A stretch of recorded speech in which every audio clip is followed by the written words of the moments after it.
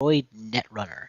I apologize. I'm going to need just a moment to make sure my links aren't all broken and whatnot, and make sure that I haven't gotten anything running in the background I didn't mean to run. But I am really, really excited today.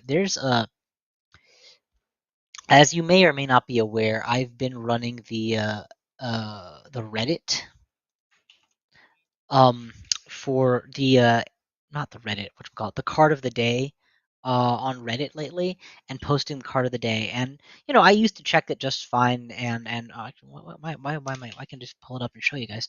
I used to check the card of the day pretty regularly, but then just lurk or occasionally make a comment. Here's the thing: when you post the card of the day every day, it gives you a fresh look at cards you didn't realize existed. For example, when was it? A couple days ago, Reprise. I actually didn't remember this card existed. In all of the looking through the new Parhelion cards that I've done and checking stuff, somehow this one always escaped my notice. Um, but more important than that, if you flip over to the trend of cards that we've been looking at lately, and let me do this. The trend of cards we've been looking at lately, you'll see that there's a lot of these hardwares that have been coming up. Poison Vial that lets you multi-break subs. If you break one, you can break multiples using the counters. Wake Implant, which lets you get R&D accesses off of your HQ accesses. Not directly, it lets you build from multi-access later. Zenit Chip, which lets you draw when you go through a central server. And then Tremolo hits, which says the more cybernetics you have, the cheaper your barrier breaks. It starts off at being a 3-to-2 ratio, which is, criminal. And then it goes to 2-to-2 ratio, which is for certain values of barrier is equal to corroder, which for the longest time has been uh, the gold standard. And then it goes down to a 1-to-2 ratio, which is up there with, name escapes me, the not Buzzsaw, the other Buzzsaw, the 1 credit breaks 2 subs Buzzsaw. And then you get the 0-to-2 ratio, where you can break an infinite number of barrier breakers free if you have 3 uh, thingy-mabobs installed. Now, base strength 2, so you're still pumping for 2, which means to get a 6 strength barrier, you're still pumping twice and paying 4 credits, so it's not free. I really wanted to make this deck that somehow puts the right mix of hardware and makes Tremolo free.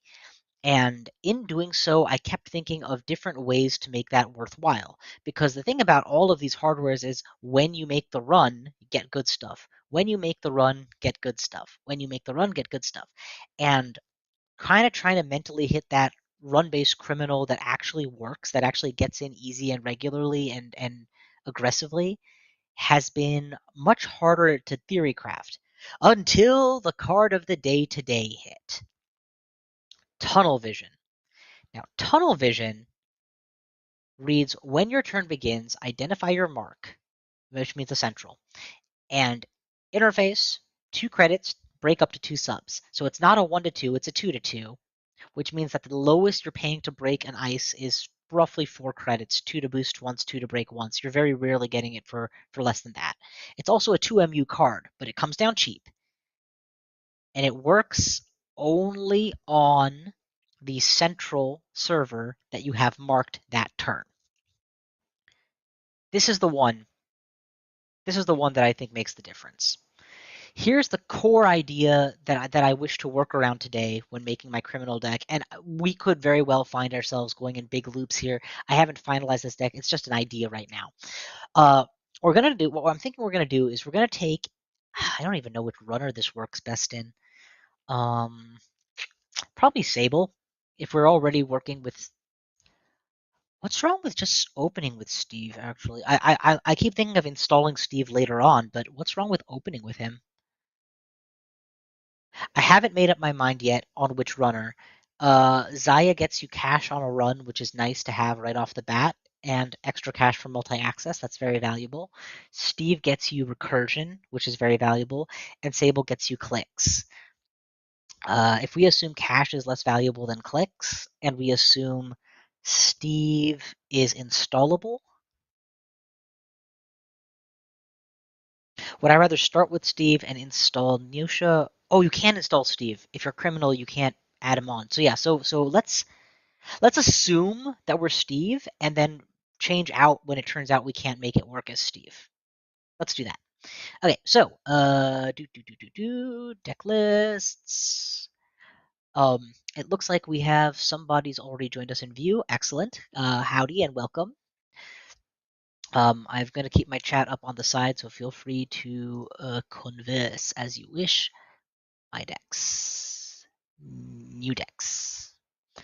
We're going to open with Steve, and it may very well be that Steve is too low tempo to make this work, and I end up needing a richer runner, and Zaya is just the better option. Hey, Baram Wu, welcome! I am already nervous because I'm in the presence of greatness, but I feel that way about a lot of people. This right here is what I think is going to make this work. Click Run Archives. If the run would be declared successful, change the attack server to HQ for the remainder of that run. This means that if I mark archives, I can get into HQ and trigger my Steve. And it means if I mark HQ, I can run HQ and trigger my Steve. The only server that I don't want to see marked is R&D. Except if I do mark R&D, I can trigger my Wake chip and get in. So if we are on the tunnel vision plan and we need to get this breaker early, so we do 2 of these and 1 mutual favor or 2 mutual favors or something, I don't know, something like that. We'll decide this exact numbers later. All I need now is an absolute metric ton of money. And you know what makes you money on centrals? Chesve. Chesve is 2 credits per recurring per turn. So 2 of these is 1 free ice, potentially, or even more so. Now, I am already at 1, 2, 3, 4, 5 MU, which is the standard, and leaves no room for getting into a remote directly. I'm going to need some trick to contest remotes, and I haven't decided what that would be quite yet. Let's go ahead and narrow the collection down to standard only, please. I don't want to be breaking any rules in my building. Otherwise, now all we need is money, like tons of money. And I have this mental thing. I like building these large engines that never break and that always are good enough, blah, blah, blah. But that might be the wrong way to play. Like, legitimately, why do I need a big engine? I need 7 points and then I win. I mean, I have yet to see tunnel vision played in a single game I've played of Netrunner at all, period. No one has installed it. But officially, this looks good. Ooh, wait, what is Boomer? Oh, Boomerang. Yeah, exactly. I need skateboard tricks to get into remotes. And the thing is, I'm a criminal. So that's not impossible, especially if the goal of the game isn't I want to remote lock and run the remote every turn. It's that, I don't want to not get into the remote. The really big question that I'm asking myself and don't have an answer to is, do I want endurance in this deck or don't I? Endurance is the best card in Parhelion. Endurance is available. I don't, as of yet, have an absolute need to play any particular console. It gives more MU than any of the in-faction consoles I would be likely to use, like Paragon or Penny-Shaver. It also means that I can break any ice that is too expensive to reasonably break with the tunnel vision for free. It also can be installed cheaply for a credit kiting, so it's kind of high on my list of things to try to work into this deck, but ultimately be willing to cut. So let's pretend for the moment that I'm installing the Endurance and leave 5 Influence available and be willing to cut it because I think this deck already on an AI doesn't necessarily need the Endurance to be good. And if the Endurance is only really being installed by a combo with credit kiting, then how excited am I to try and draw into a 2-card combo with no card draw except Zenith chip, which, by the way, there will be Zenith chips, so please add a Zenith chip. And there will be, what is that thing that you use to draw cards in standard that is a resource and it's neutral?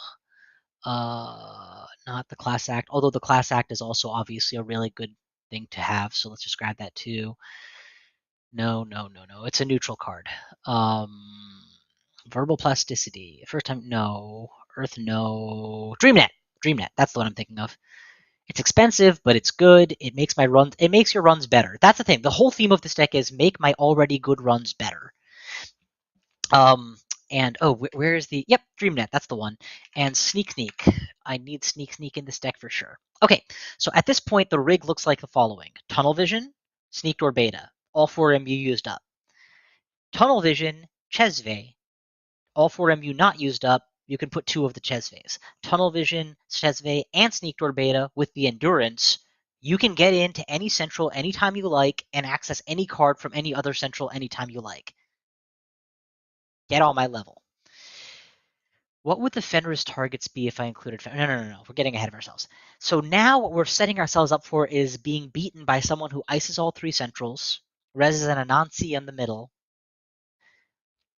Info bounty seems like a slam dunk. I don't know what that is, but I'm going to find out. When your turn begins, ID your mark. The first time each turn a run on your mark ends, gain 2 credits if you breach that server during that turn. So it's a persistent job that pays for itself if I breach my mark even once and then gets better. Yeah, I agree. That's 2 credits per turn if I'm running. If the goal of this deck is just make a shit ton of money, break a central every turn, and make more money every turn, all I need to include now is card draw and money. That's it. I've got Dreamnet, card draw. I've got Zenit, card draw. I've got Wake, which is R&D. It's my only R&D access. Do I want a Docklands Pass? I kind of think I want a Docklands Pass because I have 0 multi-access on HQ. And it might not be a big deal, but it might be beneficial to have a singleton of this. It's hardware, so it's not as easily trashed. I definitely want a Citadel Sanctuary because if you get tagged, this is how you get rid of it for free. Carpe Diem is absolutely good. It's click for 3 credits and run your mark. It doesn't work when I'm using Sneak Door, but it works everywhere else. Bravado is the standard of every criminal I've ever seen. I don't know why it's so good, but I guess I'll learn. Um, I'm exaggerating. I obviously have some concept why it's so good, but yeah. Mm, is direct access useful? Oh wait, I need to get rid of this. Is direct access useful? Not really. Is e-shutdown useful? Interesting question. I'm encouraging the corp to just keep resing more central ice and keep, arm wrestling me on centrals. Hernando Cortez is not useful. I do want at least 1 inside job, if not 2. The ability to get in when I need to get in is hugely valuable. Um, Networking, remove a tag for 1 credit instead of 0. Wait, is this a thing? Is this a thing? 0 credits to remove a tag? Or 1 credit to remove a tag and keep the event? Why are more people not running this? This is really good. I'm going to need an answer on this at some point, but this seems... Don't get me wrong, no free lunch is more broadly useful, and it can be a money card when you need it to be, and I guess I just answered my own question. People aren't removing I guess hard-hitting news gets countered by networking, but Drago does not, and Drago's the more dangerous, and if you have limited card slots... To me, this feels like misdirection criminal style. Hey, regardless, we're going to want to miss bones or 2. If we ever get up against somebody who's going horizontal, this deck is kind of weak, and this would be very helpful to have. I'm going to include no free lunch because I know I'm supposed to. I'm going to include pinhole threading times 2 because I can actually make double and triple use out of it. This is interesting. I'm literally just going down the I'm just going down the list and realizing I have way more flexibility in my money options than I ever expected. Because look at this, we already have enough cards to pretend we've built a deck. We have the class act, so we're drawing cards with class act. We're drawing cards with Dreamnet. We're drawing cards with Zenit. We're recurring cards with our ID. We're making money with 1, 2, 3, 4, 5, 6, 7, 8, 9, 10, 11, 12. Oh, Panweave, please.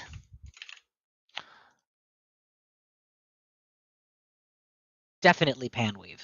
Oh my god, definitely Panweave. It's not urgent to install, but it's like a leech that they can't deal with. And again, the big concept here is Sneak Door gets me into HQ whenever I like. Tunnel vision lets me break any ice that's preventing me from getting in, and endurance helps me get past the big stuff. So you can't keep me out, and I can keep leeching money every turn.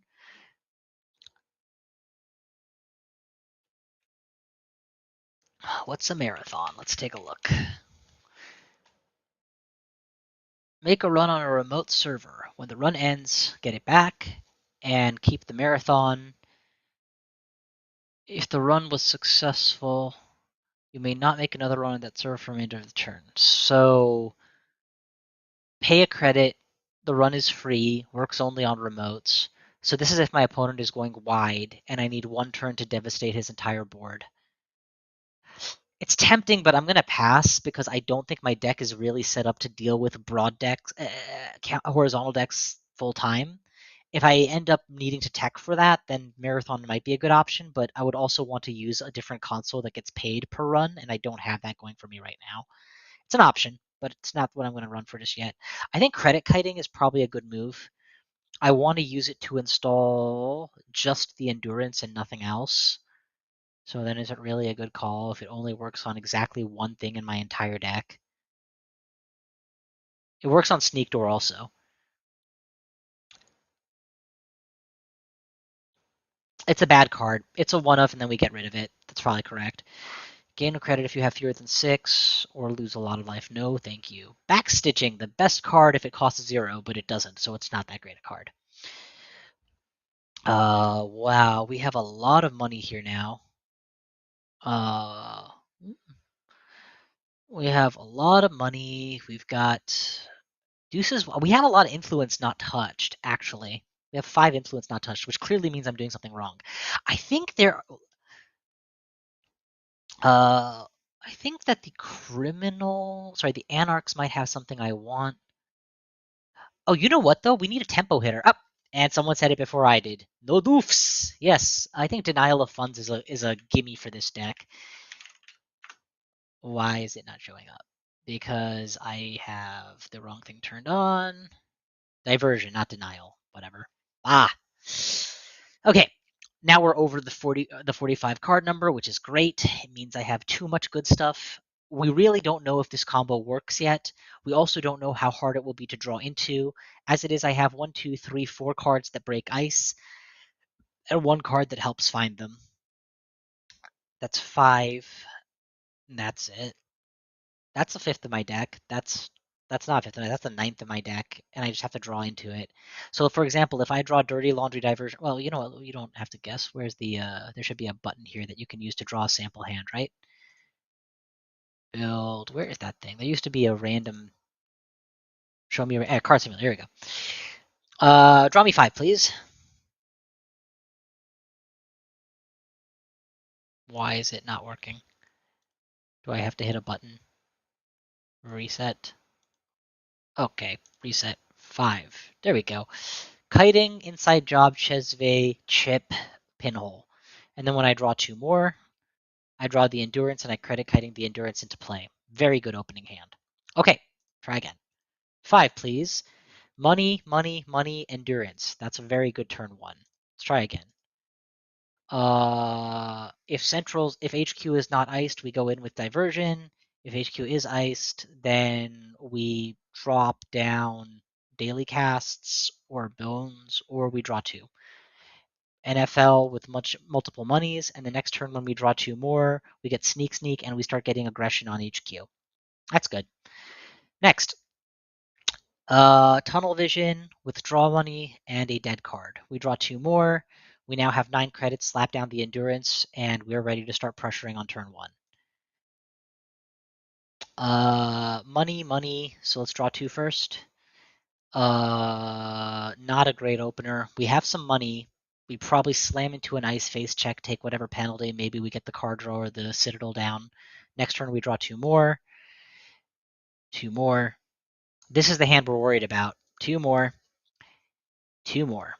We haven't had the ability to get in anywhere, and we've drawn 15 cards.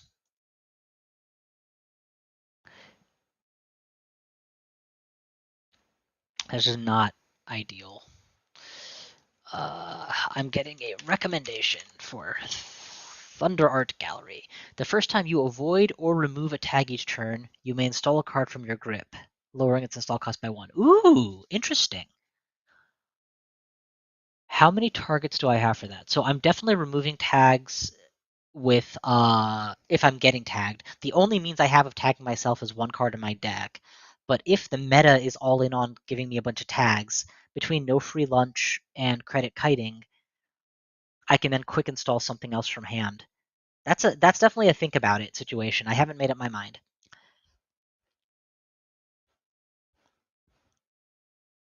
At which point I can always go the hot pursuit route. I mean, if I'm dropping the Citadel, let's let's do this. Clearly, we had 4 good draws and 1 really bad one.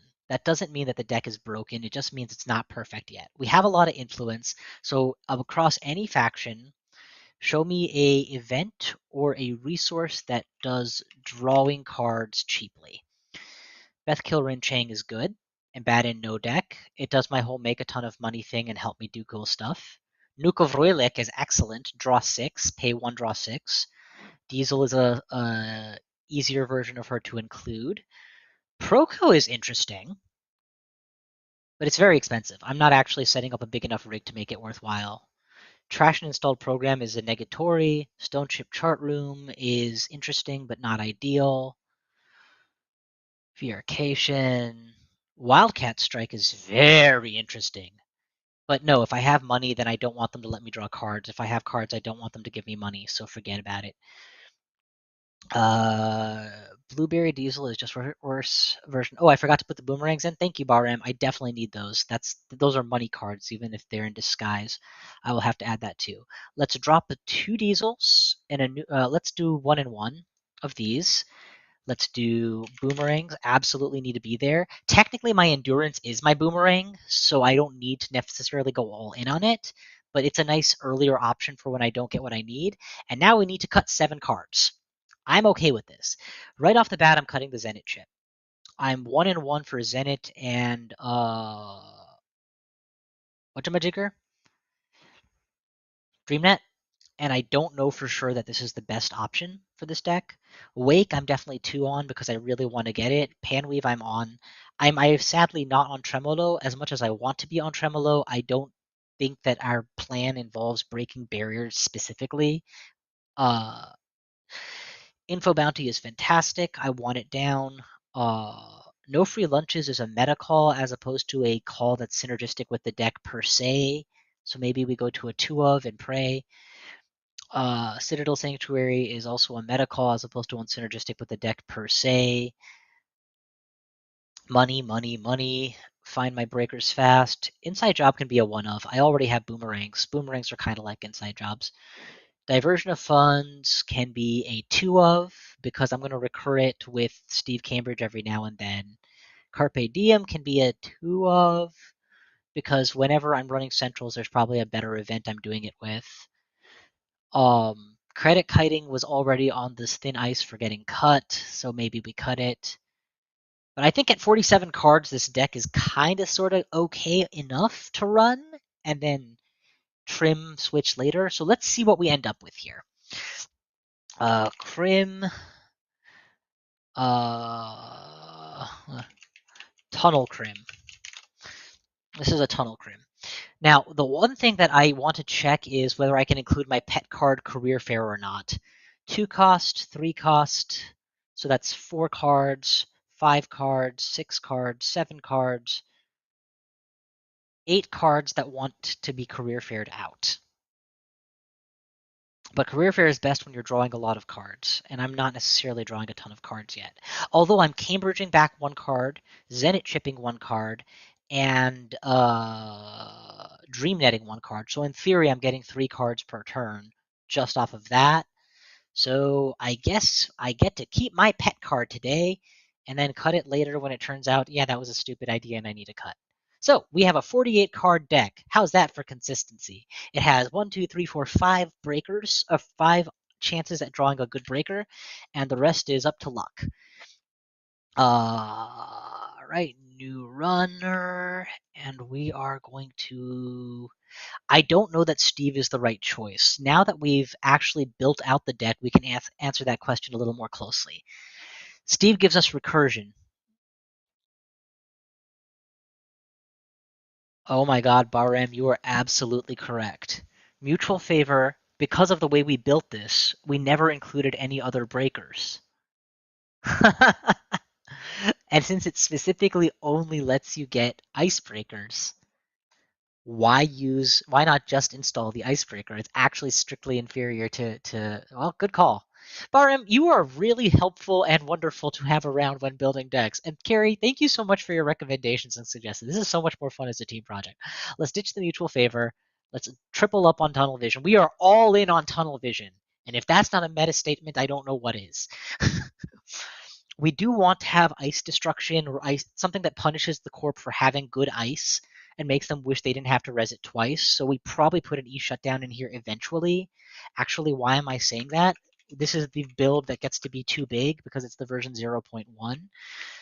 Tunnel Crim version 0.01 or 01 is untested. It is not finalized. Let's take a look at the criminals on offer and make sure that one of them doesn't fit better. 401 is always a good choice. It's let's now that we've built the deck, let's take a look at what criminals are available and see. 401's always a good choice. It's very hard for a corporation to go up against him and not want to pay a little bit more, so it's going to passively tax 5 to 10 credits during the game. But recursion of even one good income event is probably going to get me more value. As is a serious consideration. I have about 6 different kinds of hardware and at least 2 kinds of connections and jobs, so I probably save a credit every turn or other turn with as. Is as digital? No, cyborg, so forget about that. Nothing there. Not even considering band IDs. Not interested. This only triggers 3 times. Nusha is going to end up being interesting. Let's see how it plays out. But if I'm running my mark every single turn, it's going to be interesting to think how many clicks I could have had back.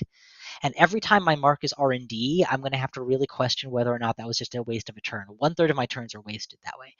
Zaya, HQ or R&D, 1 credit per card accessed. So 2 credits a turn for Dockland's HQs, 2 to 4 credits a turn for remote. That might be better than the Cambridge ratio getting a card back. Zaya is a serious consideration, but it's a 40 card deck, so I would need to find a way to actually shrink my deck even further. Yeah, all of those are really serious considerations. I am not finalized on Steve either. Let's see if we can get entice someone to game. Streaming. And actually, let me name this a little bit better. Twitch.tv/bountyhuntersax streaming, and here we go. All right, and now we play the waiting game. In retrospect, I should have set this up before I went trying to consider whether a better runner was an option.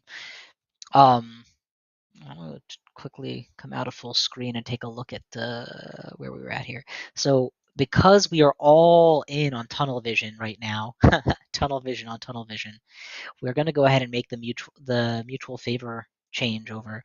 We will eventually go back to the other direction probably. We'll also probably cut sneak door beta. Cut it down from 3 of to 2 of. Because I don't know how critical it is to find it early. It might. How much is an SMC?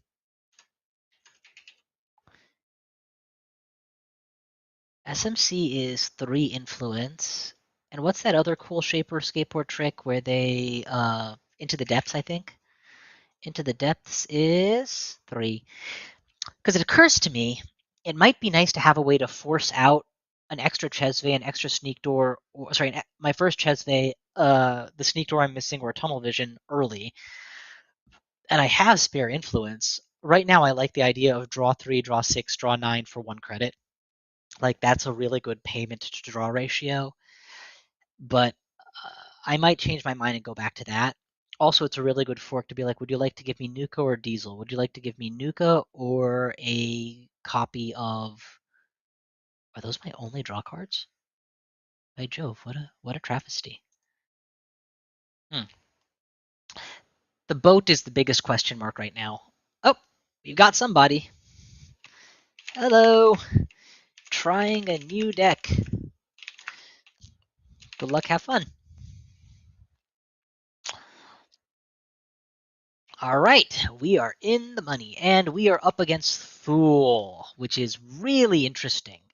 I think that this is probably not a bad matchup or a good matchup. It's just a matchup, which is kind of the best thing I could ask for. Do you keep a hand this powerful or do you not? It's draw and money with no breakers.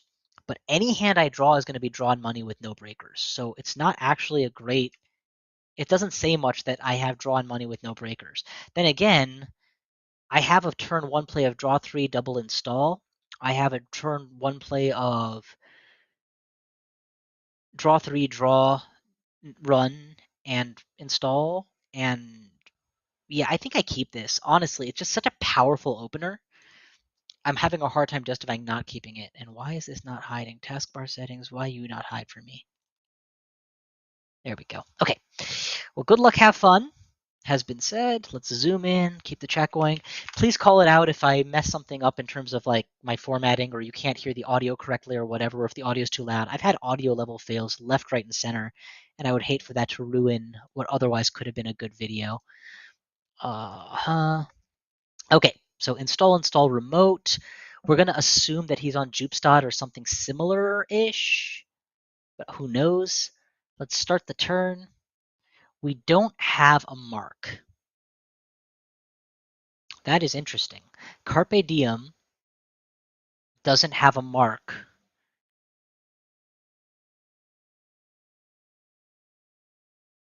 But once I have the tunnel vision down, it will. Okay, so I think at this point it's easy. We just go mark ID and run. Let's drop the tunnel vision, dirty laundry R&D, mark ID and run. That seems reasonable. Drop the tunnel vision.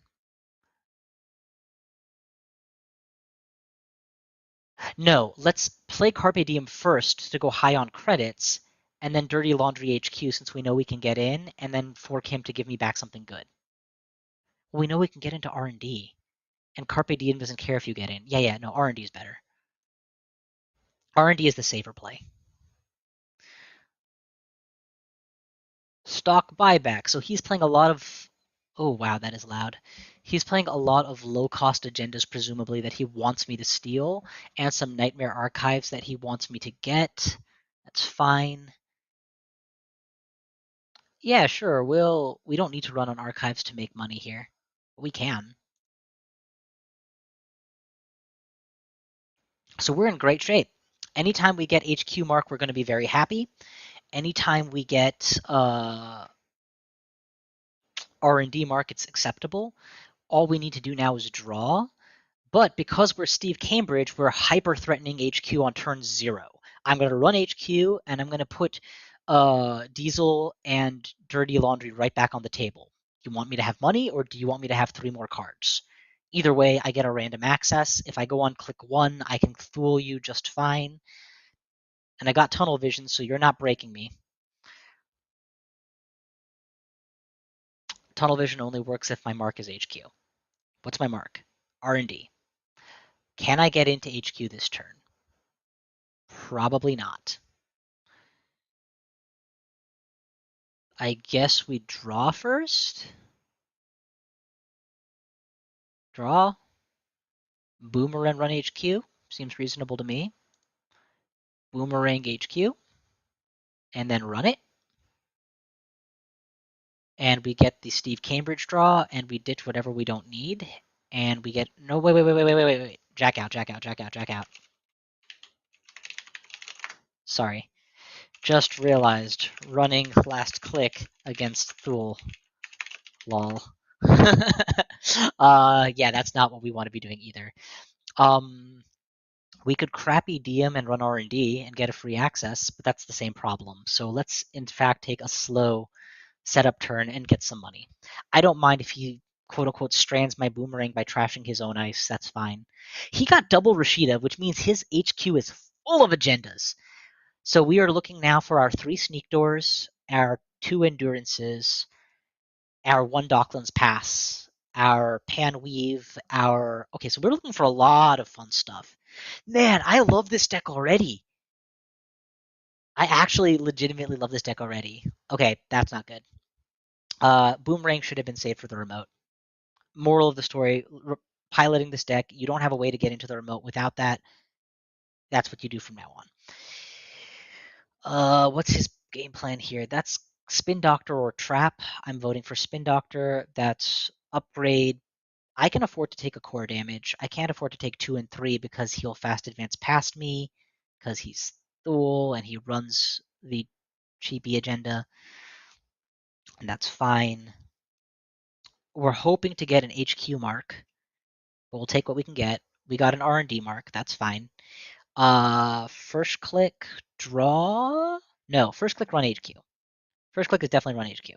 And the reason first click is run HQ is because we're going to get in and we're going to get a Steve trigger to get Diesel or something better than Diesel. Yes, please. We'll take a Diesel. There's nothing better than Diesel, so we'll just take Dirty Laundry next, I guess. That's fine. It's up to him what he wants to give me. Probably gives me the Dirty Laundry because he knows I've got money. Unless he's hoping to tax me out. Nope, he gave it to me. Fairchild 3.0, that's going to be 2 credits, 4 credits to raise to strength, 6 credits, 8 credits to break. Jesus, that's expensive. Okay. We draw once. Do we inside job the remote? I am tempted. Right now, Dirty Laundry gains me 3 credits. Carpe Diem gains me 3 credits with the run, so I'll take the Carpe run.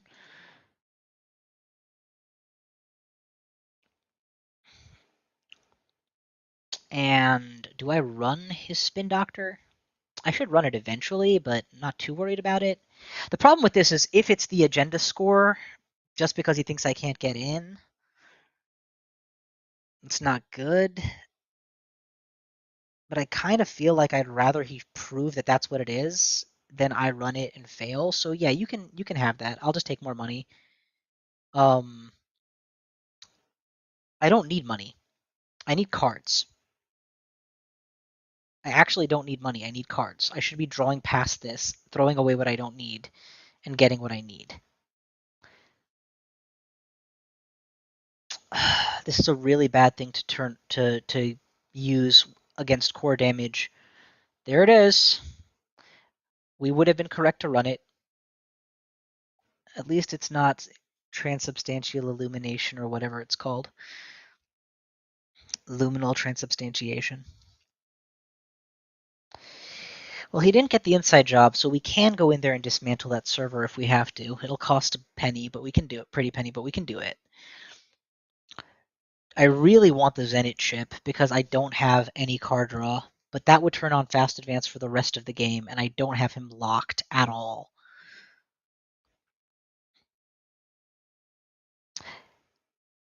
I feel like I'm torn, and the correct decision, I don't know what it is.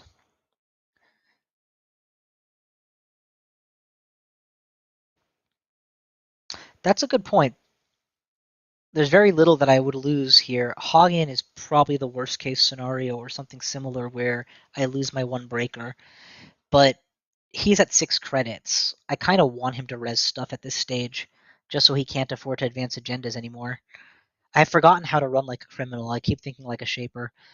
I think, yeah, run first click for the Fairchilds is very reasonable.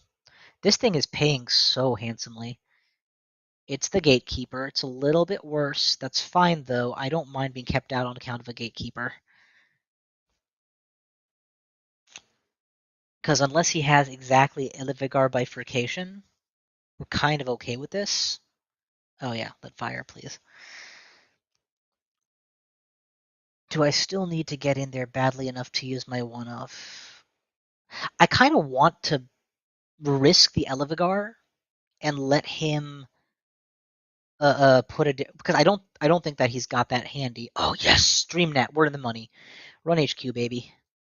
There's a small chance of taking a core damage from stealing an agenda, but I'm gonna risk it at this stage. Just get my triggers. Yes. We'll take a mutual favor, so no matter what you pick, I'm happy. Oh my god, we got it. Well, think of it this way. It was either take the core damage from the Elevigar or take the core damage from him scoring it. So it's a win-win. Now, unfortunately, he is all set with ontological power, so we need to be aggressively running everywhere. He had two of them? Oh no, good. He only had one. All right, good. Good. Poverty isn't good for me. What are we? It's Mark R&D all game. Dang. First click draw. Second click Carpe Diem R&D for sure. We will take the -1. Third click run R&D again, because if it's an agenda, we want to be able to not suffer. I should have trashed that maybe, but honestly, I'd rather he have it. I don't have enough here to care about paying the tax when it goes up.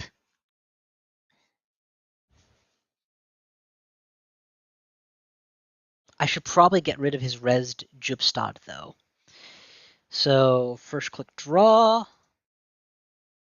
second click. So here's the thing: if I was Sable, my first click would have been run R&D, get my click back, get a free card draw. That's a lot of value.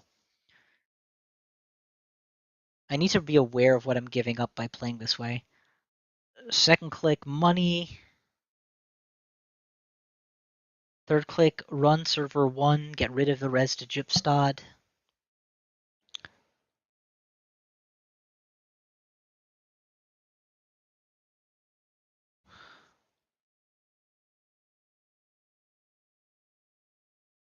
Breach, access, get rid of the res to Gypstad.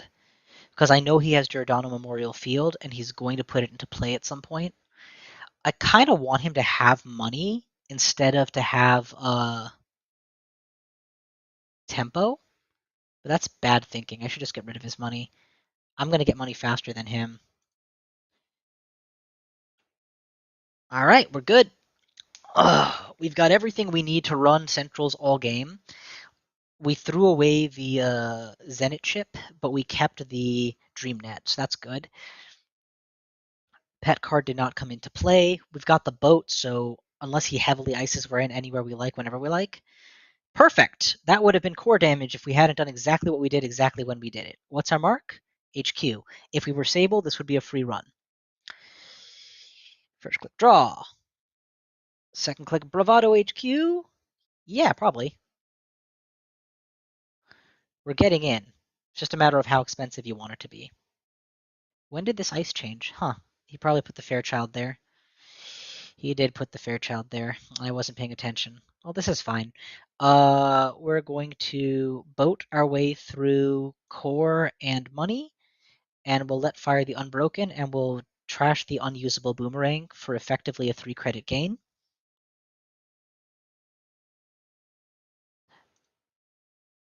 Trash an installed card, and we're going to be very rich when the Bravado fires. So this is kind of awesome. Let me in, let me in. Oh, continued movement. Let me in, let me in. Yes, please. Money, please. This is why Steve is fun, because I get money. Let's get my Wake implant online for multi-access, if you dare let me. And since you're probably not going to give me that, you'll have to give me something else. So you'll give me the Boomerang? I can already get in anywhere. Money? I don't need anything else. I actually have everything I need. I'll take fast money if you don't want to give me the Boomerang. It's a shame I can't trash that. This would have been a really good time to trash that. Um, do we run R&D here or archives? Archives gonna have Nightmares archives in it. I don't want to run that just yet. Let's draw once and then money up. Let's run R&D. If we can steal an addenda, we should, and then we'll money up. For McCary. Okay, so he's got a bunch of random ices, none of which I'm actually scared of.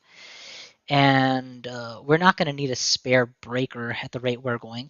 We have the inside job for when this remote becomes a pain and he thinks I can't boat through it, but I actually can.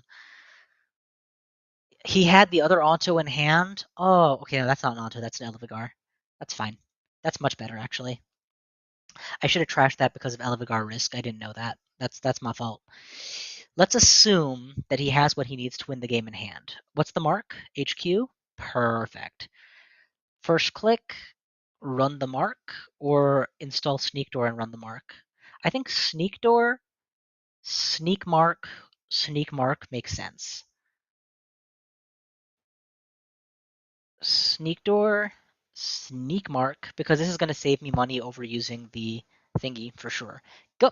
Good, good, good, good. So he definitely had, oh, wait. Did he think I was running archives? He might have thought I was running archives, or thought this was a pinhole. Well, if that's not a tell, I don't know what is, but yes, I'll get more options, please. You can give me back my boomerang to get into places, or my bravado to get stinking rich. I love Steve. He's so fun, and he's so set upable. I think that this deck is better in Sable, but more fun in Steve. Well, that's a dead draw. We didn't get what we needed. We got the Formicary again. I think we Sneak Door again. I mean, the game is probably in HQ, like legitimately by now. Two Elevigars, one Onto that I need to find desperately, and haven't found yet. And Mark is HQ. What am I digging for? I'm digging for multi-access. I have a second wake implant I need to find. What else am I digging for? Nothing. There's nothing I need other than another wake implant. More valuable than Citadel Sanctuary might actually be Caldera, so that I can freely install all of these mods without taking a lot of damage. Let's just draw for multi-access, because I don't want to hit an agenda last click if I can avoid it. There we go, Nuke of Royliak, just who I needed. And we'll pitch... No free lunch? Yeah, I'm not clicking for 3 credits. And Career Fair, I'm not clicking for 3 credits in an install. Although next turn I'm probably going to freely install something when Nuka triggers, so it's cool. I got 9 credits. Money is not my problem here. No, my problem is that, oh, why is he taking money? Why on earth is he taking money? I'm so confused. I guess because he wants to install double or something. Oh, okay, he needs to get the hedge fund money. We don't know what his hand is, actually. We know for sure that he had a Fairchild 3. I think that's what we saw him install. No, that was installed early. Yeah, no, he installed this from hand. He has a Giordano Memorial Field.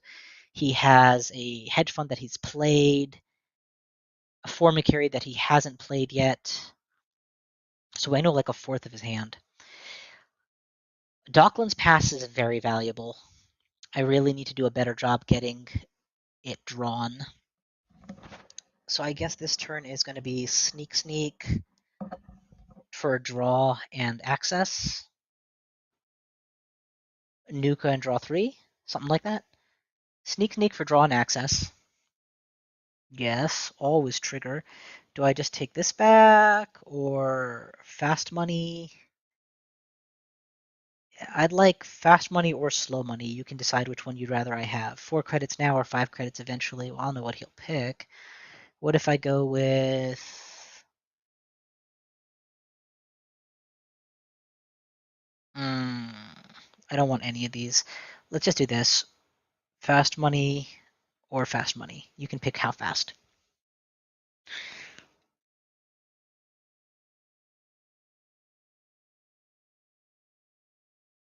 He's got a Hakarl. Okay. So he's not installing any of this ice.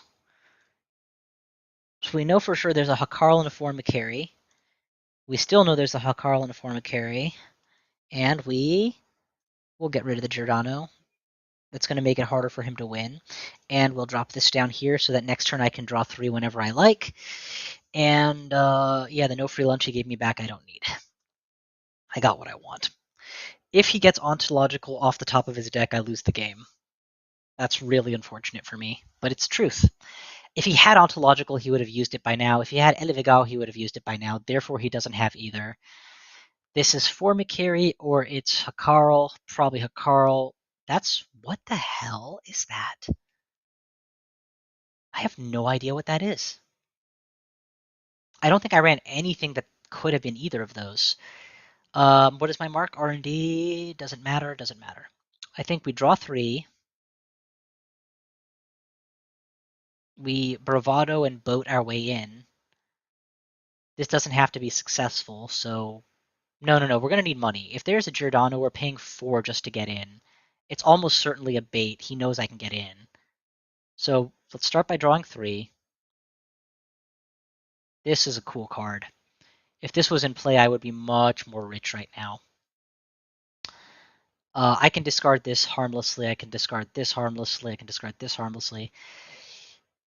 Do I just bravado my way in and use 6 credits, 4 of it to pay, and then I can't get in? No, I think this is smarter. This is smarter. I need to be able to pay off 4 for the Giordano Memorial Field, which he probably has a backup of. Unless he has a Managarm. Yeah, there's too much that he could have for me to risk this. I should just run in and with all my money intact. And I don't mind paying the 5 credits if he reses a Managarm. That's fine. So go ahead. Okay, he res nothing? Oh, he did. Okay, that's fine. We'll pay the 5 credits because we can still trash this for 8. No, then we can't afford to pay the 2 credits, so I guess we take the core damage. We're stuck paying the core damage no matter what, aren't we? Yep, but I can get money back easily, so I'd rather keep the clicks and use them to make back money. 2 clicks should make me more than 5 credits, so yeah, we'll take the 5 credits here.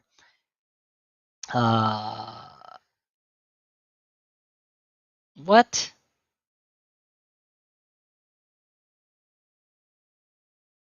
What just happened? If you do, move it to the innermost position of that server. If you do, move to the innermost position of the server is now encountering it. End the run unless the runner suffers 2 net damage. What the Benny? Does this mean I have to encounter Managarm again? Probably. Well, the good news is my hand is full of air, so you can have it. I'll take the net damage. And I have the clicks, so I still get in. I'm just definitely taking the core damage now. Let's start by taking this agenda, please. Which would have lost me the game, so you know, I have no problem with this. That's really, really painful. Lucky for me, my hand is, as previously alluded to, full of air, so not actually that big a deal. And I got to keep the most important card in it, which is Inside Job, so okay. Where did I go wrong this game? I think letting him have all that core damage on me early so that he could get the free Ontologic set me back. Not installing Wake when I had the opportunity. I don't even remember when I trashed it, but that was bad. That being said, the deck did what it was supposed to do, and it did it well. At no point in this game have any of his servers been secure. I've been drawing cards and getting money for free every turn. That's good. First click, sneak. Second click, play Carpe Diem and run my mark. Third click, profit. Okay, sneaks off the table. Well, no, it's not. He has to res it, and I get to boat through it. So do your worst, kind of thing. First click, sneak. Yep, boat. Boat, boat, boat, boat, boat, boat, boat, boat, boat, boat, boat, boat, boat, boat, boat, boat. You know, I wasn't sure about the boat before, but boy howdy am I sure now. My mark is archives. I'm not running that anytime soon, so my 1 credit recovery plan is bad. My no free lunch plan is better, because I could slap down a no free lunch and go again. Or I could just click for a credit and dirty laundry.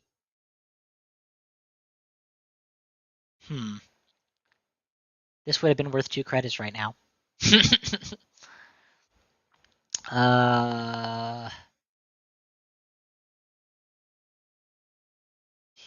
Yeah, I think click for 3 credits is actually exactly right just now, so. Oh, we got the wake implant. Perfect. What is this? 2 meat damage? 1 meat damage? Perfect. So run R&D first. Or no, slap this down, dirty laundry, and then put it in. Slap this down. Money, please. Dirty laundry R&D.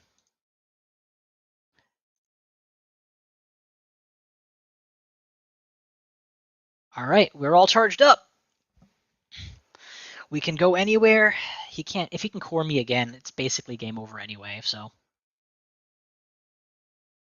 no, you can advance it and win. I know you can win on one advance 2-pointer. I've done everything I can to prevent this outcome, but oh, never mind. Okay. Okay, well he's got money. That was never in question. Mark is R&D. Can I get into R&D? Probably. I need to remember what a Hakara looks like to decide. I mean, yes, I would, but he would win the game before he could kill me. Draw a bunch of cards. Oh, now we're cooking with gas. Can I do this? I don't think I can do this. Yeah, I don't think I can do this. I can sneak into HQ for 2, but my mark is orange. I don't care about my mark. Why do I keep worrying about what my mark is? Yeah, let's sneak into HQ for 2. That's actually a really good idea. Sneak into HQ for 2. Continue to try and find the game-winning agenda, which, you know what? He probably doesn't have, or he would have used it. Yeah, I mean, earlier on I was worrying about such things, but now I'm not. Oh, wait.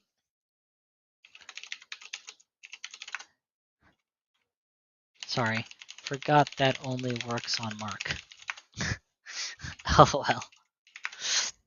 All right, well, it does work on the Mark, so I can run R&D if I'm not worried about a Hakarl, but I am worried about a Hakarl. I don't have enough boat counters to do boaty stuffs, so let's draw again. Let me actually see, what does Hakarl 1.0 actually look like? Hakarl... Because I'm surely sure that's what he's installed, but I don't actually know what it looks like. This is why the internet is awesome.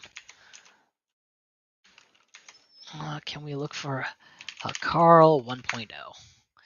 It looks like a 4-strength Bioroid with core damage that can be clicked through. 4-strength Bioroid with core damage that can be clicked through would cost 2 to boost to strength and 2 to break completely. Pay 4 credits, get in. That's not bad. That's actually not bad at all.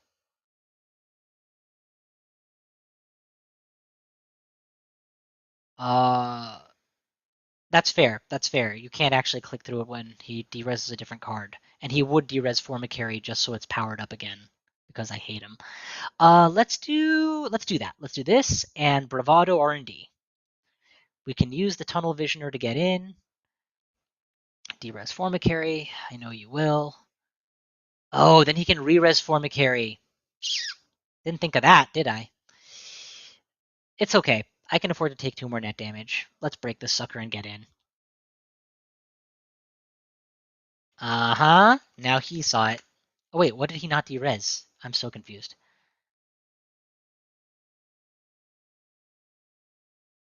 R&D. Okay. Make decision. He did not use Hakarl. I'm surprised. I really think that this is more valuable derezzed than rezzed. Unless he already knows that he needs it this turn or something. Match and fully break. I would rather take a core damage than not. So and steal an agenda than not find an agenda and not get the core. That's fine. I am rich. Rich, rich, rich.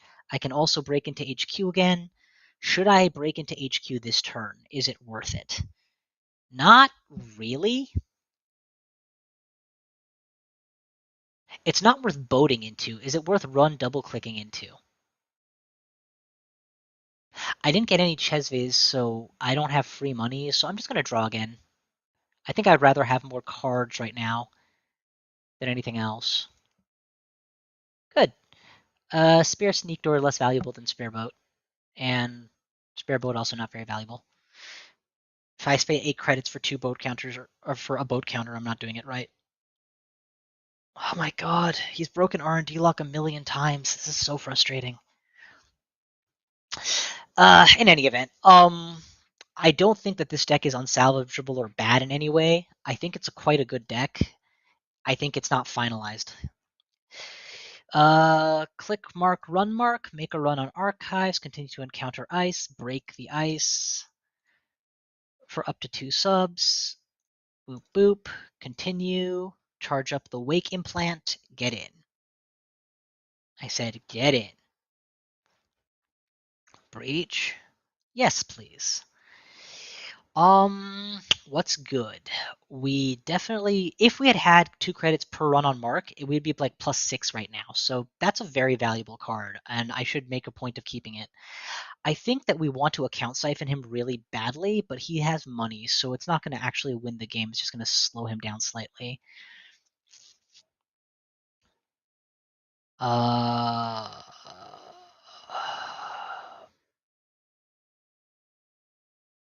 Still, we'll take that or that.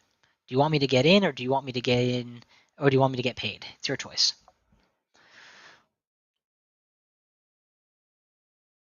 You want me to get paid.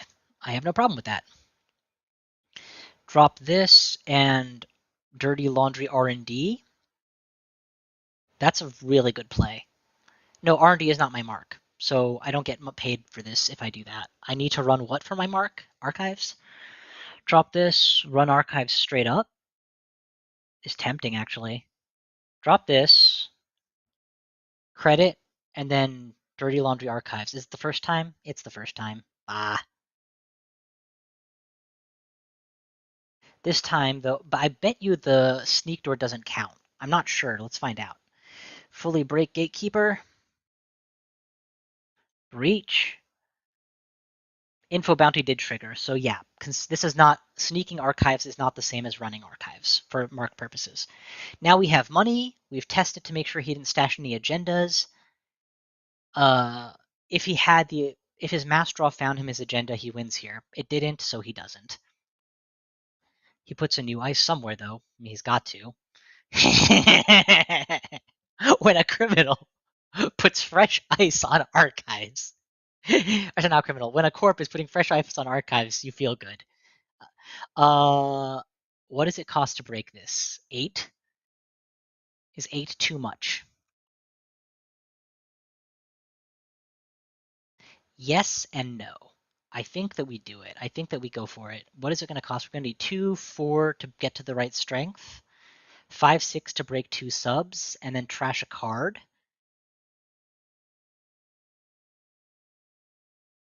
So if I click for a credit and click for another credit and then double diversion, that could be my whole turn. It seems slow, but it's actually really good value. Credit, credit, double diversion. Now I have enough boat counters to do nasty things.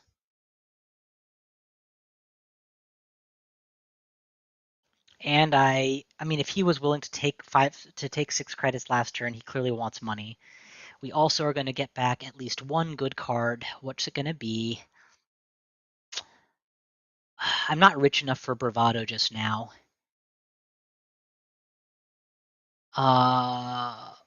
Dirty Laundry or Bravado is basically the choice I'm making here. You know, I'll take the Bravado money. What do I care? Bravado money, please. Diversion everything. And how come we didn't get money for breaching HQ? Hang on. Why didn't info bounty trigger?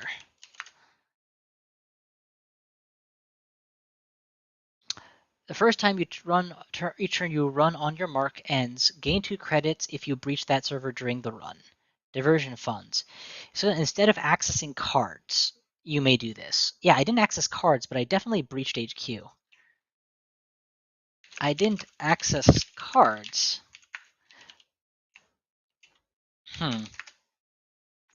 Okay, well that is a non-synergy that I did not know about. Good to learn.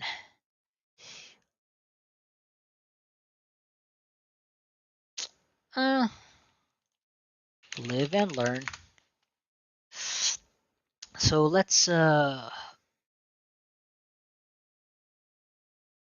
see. What do I pitch here? In order to get through this, if my mark is there, I'm going to need 4 credits. No. At this point, I should be ready to boat counter in and just get paid. Pinhole threading is the weakest link here. If he sets up a secure remote, I'm letting him have it. It's just that simple. This is the weaker link. I'm never paying 4 credits. Interesting. It's a bit of a non-bow, but still worth it. Okay, so at this point, he's clearly digging for the game-winning ontologic, which I can't blame him. I do the same thing. He has stock buyback, which is click for 8 credits. He does that. He's got money for days. How do I lock him out here? I can run R&D and take 2. The problem is I can't even afford to steal agendas at this stage. And I would need to steal 2 pointers specifically. That isn't an agenda? He's securing the remote against intrusion. That's fine, dude. If you get something that remote, you win. Like, this is a race to find the agenda, not a race to secure it. The mark is R&D, so this is the R&D turn for sure. We run R&D and encounter and boat our way in to save on cash. We can steal 1 agenda happily. We definitely use all the wake implants here. Breach server. We use as many of these as we can. Steal that sucker and pay. Steal that sucker and suffer. Die. Very well played. That was perfect. This is awesome. I'm at 9 credits with boat counters to spare, an Omni Breaker, pressure on all servers. I mean, and I made it to 6 points despite having a really, really poor. Me too. LOL. I like this deck. I think there's actual real potential here. I don't think that I had a quote unquote bad run of luck. I think there was definitely some misplays on my part. Looking back, emergency shutdown of Fairchild would have been a drain on my opponent's resources to a point. Career Fair is dead. Even if I could play Career Fair Andromeda, or not Andromeda, what do we call her now?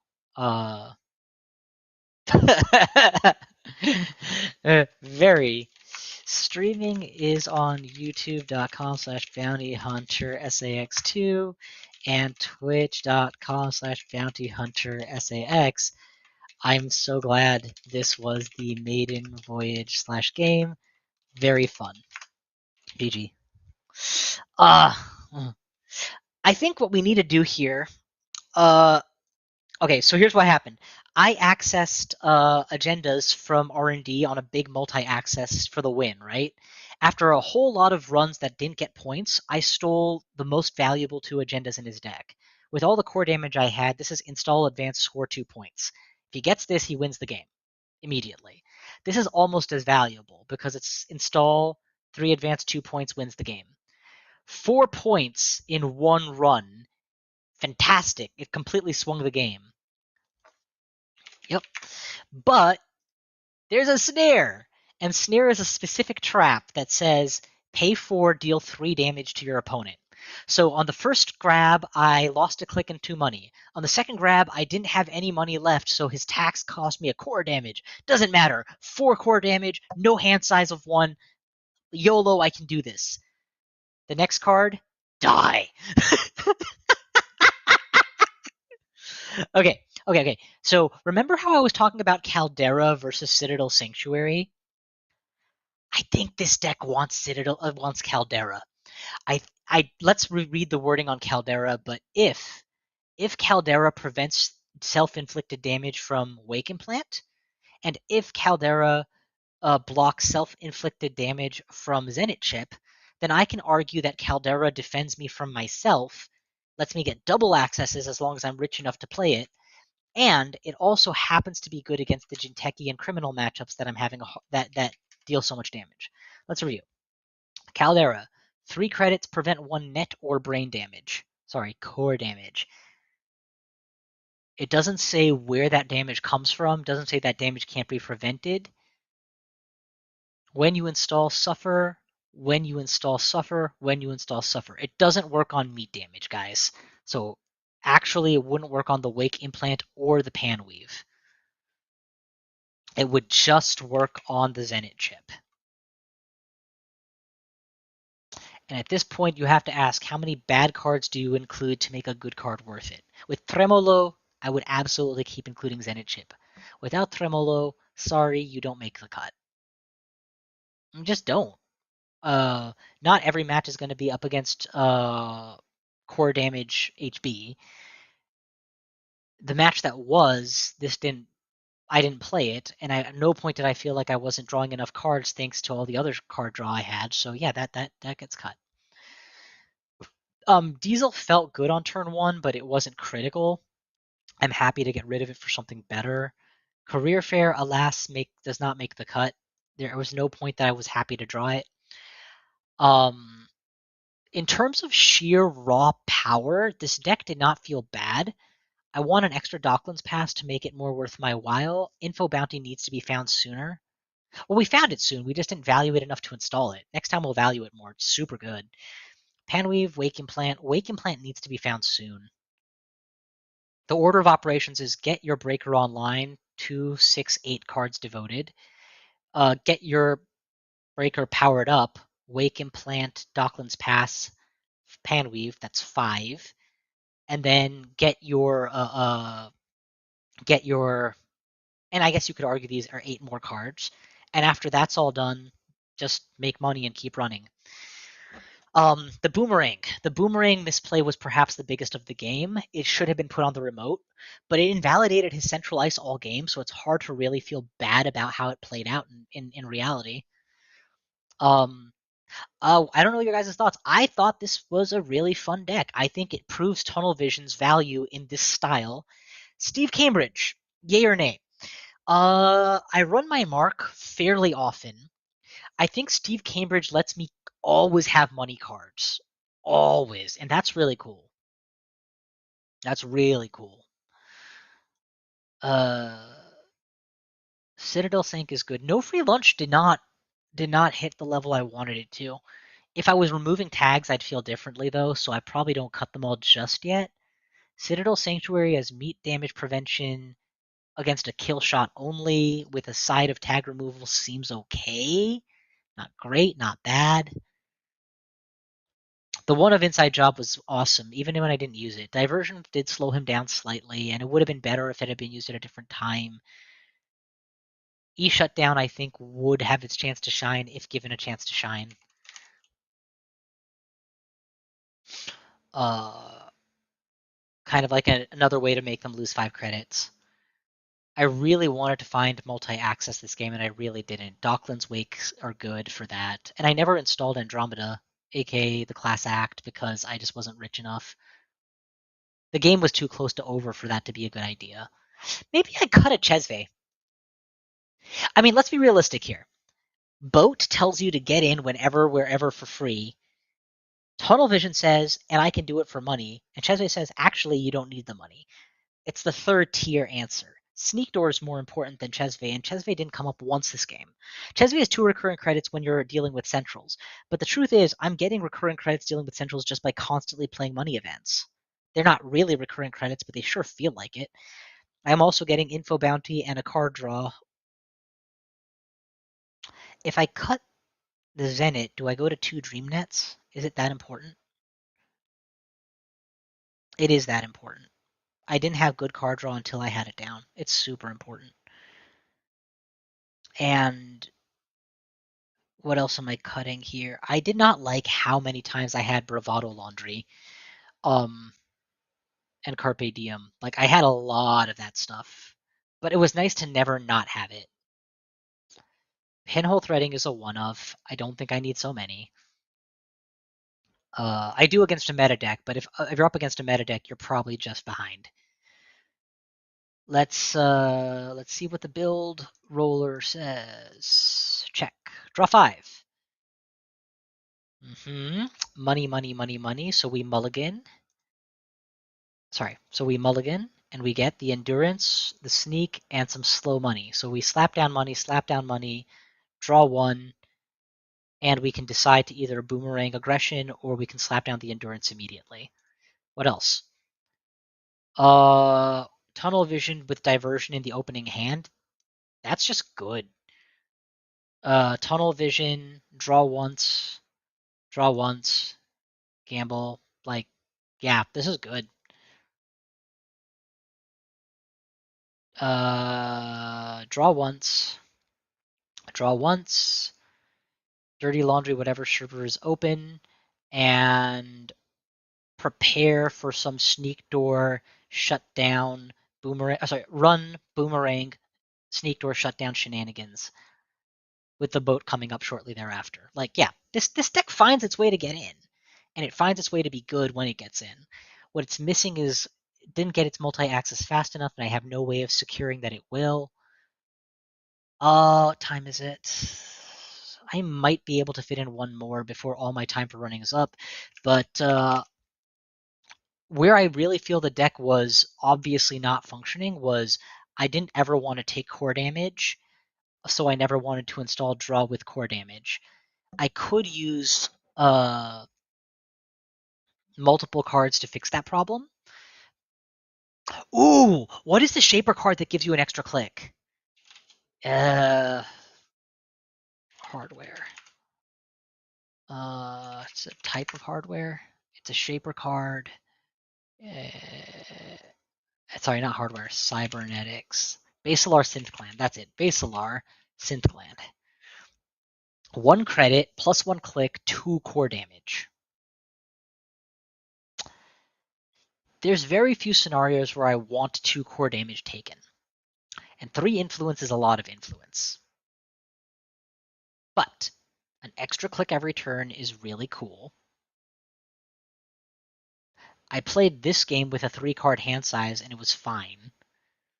The only downside was that I was playing against a core damage fast advance deck. If I include that, then I definitely also include Caldera, which gives me a bonus in my Jinteki matchups.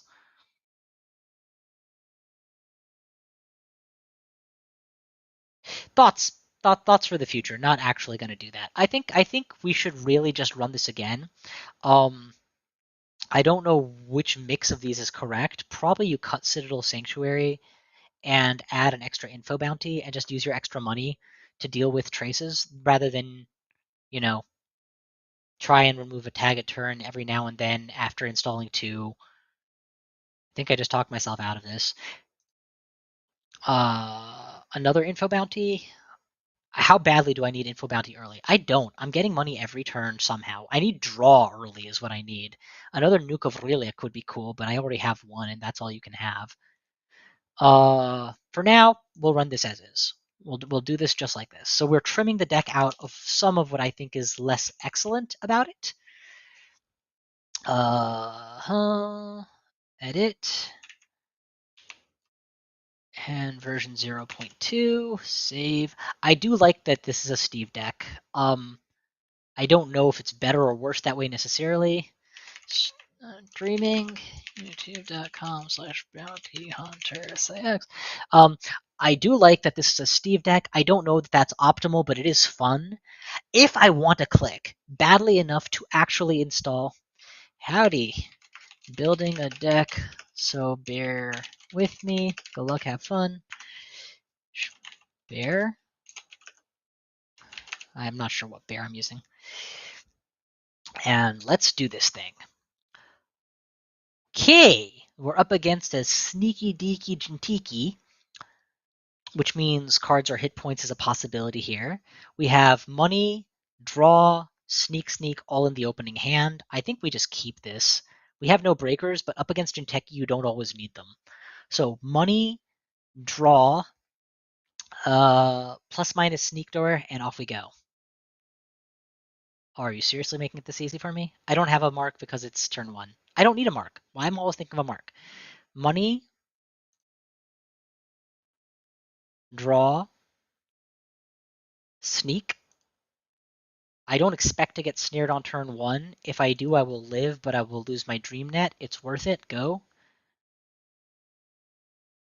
That does not trigger Steve.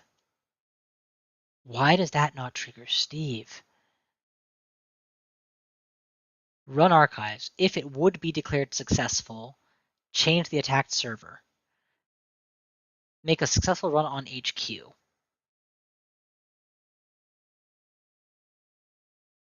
Because I cannot choose 2 cards in my heap. Let's assume that's the reason. Because I would be very disappointed to find out that nope, just doesn't count.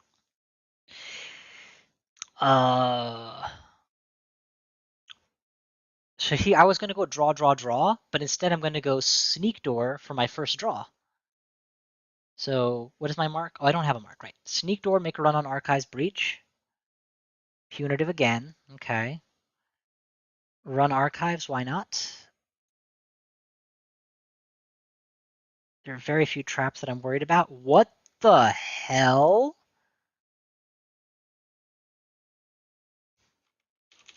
Well, that happened. I think I just lost the game. He's going to punitive counterstrike for 6, and I have no money. There's no way to refuse this either. And there's no way to prevent him from. Let me read this. Look at the top 7 cards, add any number to HQ, trash any number, and arrange the rest in any order. So there will be no agenda on top. He can have 13 cards to. If he had no agendas in hand, the correct answer is to draw no agendas. Just leave everything as is, and leave R&D untouched. Since he added to HQ, I have to assume there's an agenda in HQ. I have no tools to gain enough money. Even if I were to draw into my siphon, I wouldn't win that way. I can't get to hand size 6. So I've lost the game unless I can run into HQ, rip an agenda out of his hand, and go to 7 in 1 turn. So this is the only possible out I have. And I did not get my out. Oh wait, I can do it again. In theory, there is 1 agenda here, because he would not have drawn anything if there were 0. In practice, I'd already seen the punitive counterstrike enough to know for sure that he had it. 1 agenda in HQ.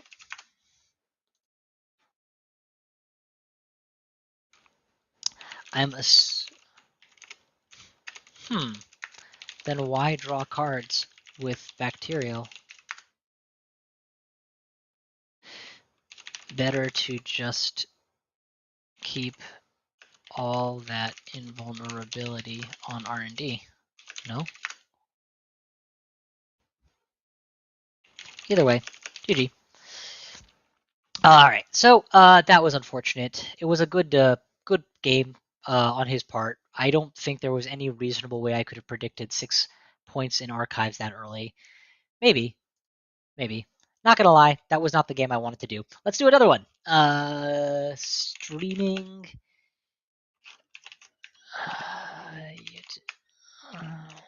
YouTube.com/bounty runner, go!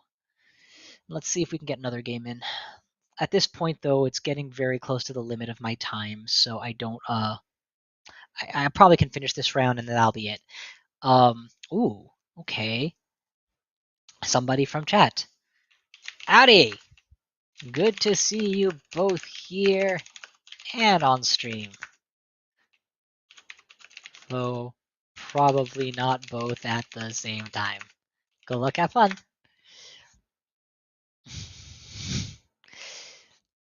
ASA group. So this is a remote-oriented ID. And I have a trashy capability. I really will want endurance against this deck, possibly boomerang. I don't have either yet. I think in the opener I go bones. I won't have a mark. Not having a mark is awful.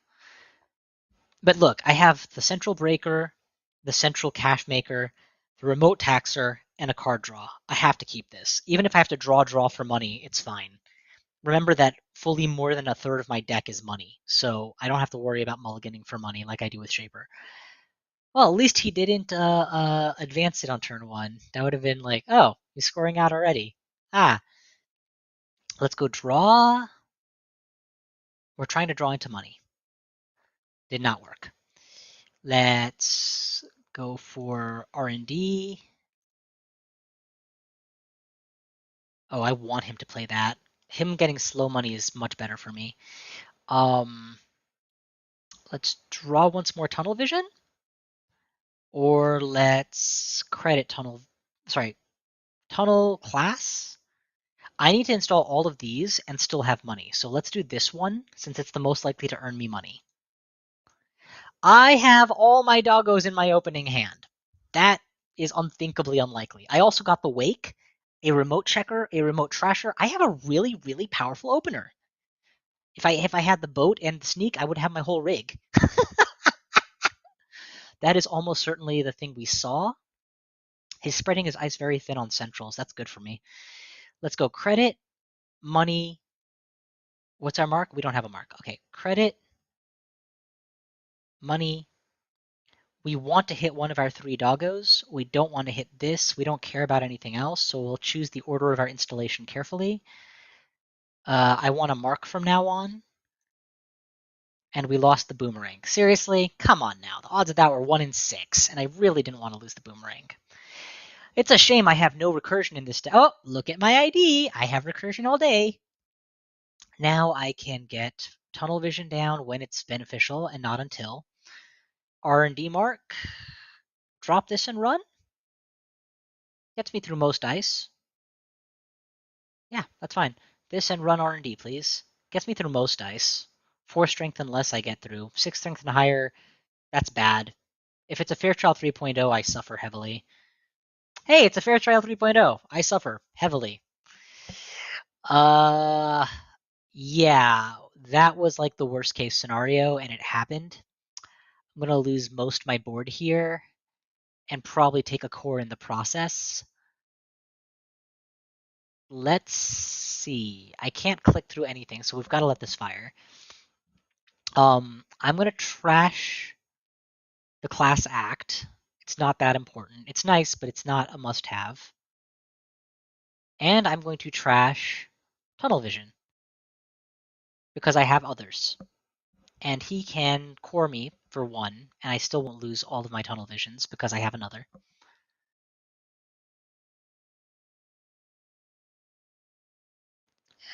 He made the right call. I lost Chesve. Why are these doggos not getting hit when I really need them to get hit? Okay, all is forgiven. You just gave me what I wanted.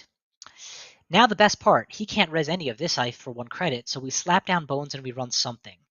This is not powered up, so it's not relevant. This is not even on yet. Could be relevant. I think we do this and then we run server 3. If he can res it for 1 credit, it's not going to hurt me. We'll definitely get rid of that before he has the chance to shuffle it back in. And the thing is, I have multiple doggos, so I can't run R&D easily. If I run it first click for 2 credits, it's a whole turn for getting 1 access at random. I need better. I need money. I need Chesve. I need recurring money. I need money. I think next turn is going to be a slow beat. Draw, draw, draw, and then play money somehow. Are you serious? Are you serious right now? You have no money. That's not defended. It might look defended, but it's not defended. You know what? I'm going to run server 4 raw tag. I've got nothing to lose except my hardware. Yeah, okay, that's something to lose. Let fire, please. He's going to get back this and install this, which is what I would do.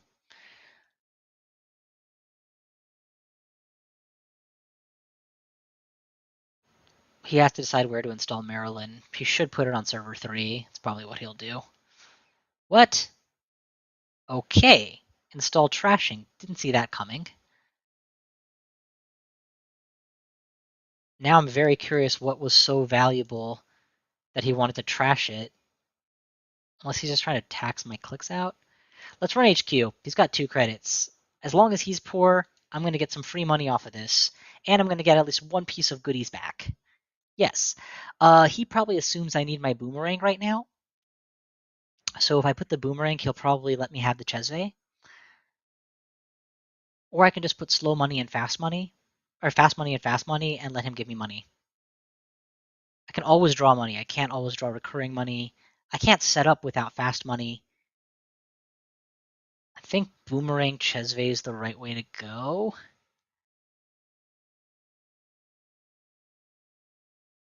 I hate these decisions. I'm greedy. I want money, but what kind of money? Yeah, boomerang Chesve is fine. I really want to eventually get those in play.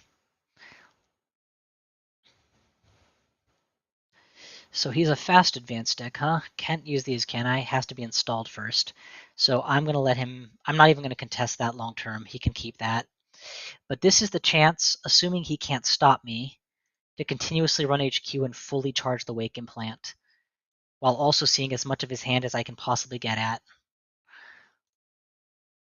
Hey, we got an agenda for our troubles. We're at 3 points. So we have we correctly assumed he would make us pitch the boomerang. We have a second if we really need it, so it's not a big deal. We've got a fully charged up Wake Implants, so when we decide to run R&D, we're going to get all the value. And this is the thing I have to like. I keep saying I'm not used to running as a criminal. This is what I mean. Oh, he has money.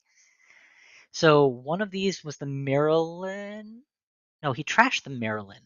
Did he just trash the thing he trashed again? Draw 2 cards, install a non-agenda, fully op, fully op. I thought there was a Maryland in one of these remotes. He Maryland red clearanced off the drafter. He installed the Maryland to make me lose the thing that I would have otherwise accessed and put it here. Maybe it was an agenda he was trying to sneak out and he didn't want me to steal it.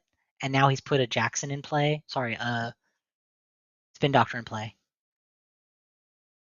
Regardless, my mark is HQ, which means if I first click run HQ and triple click through, it's still a decent value.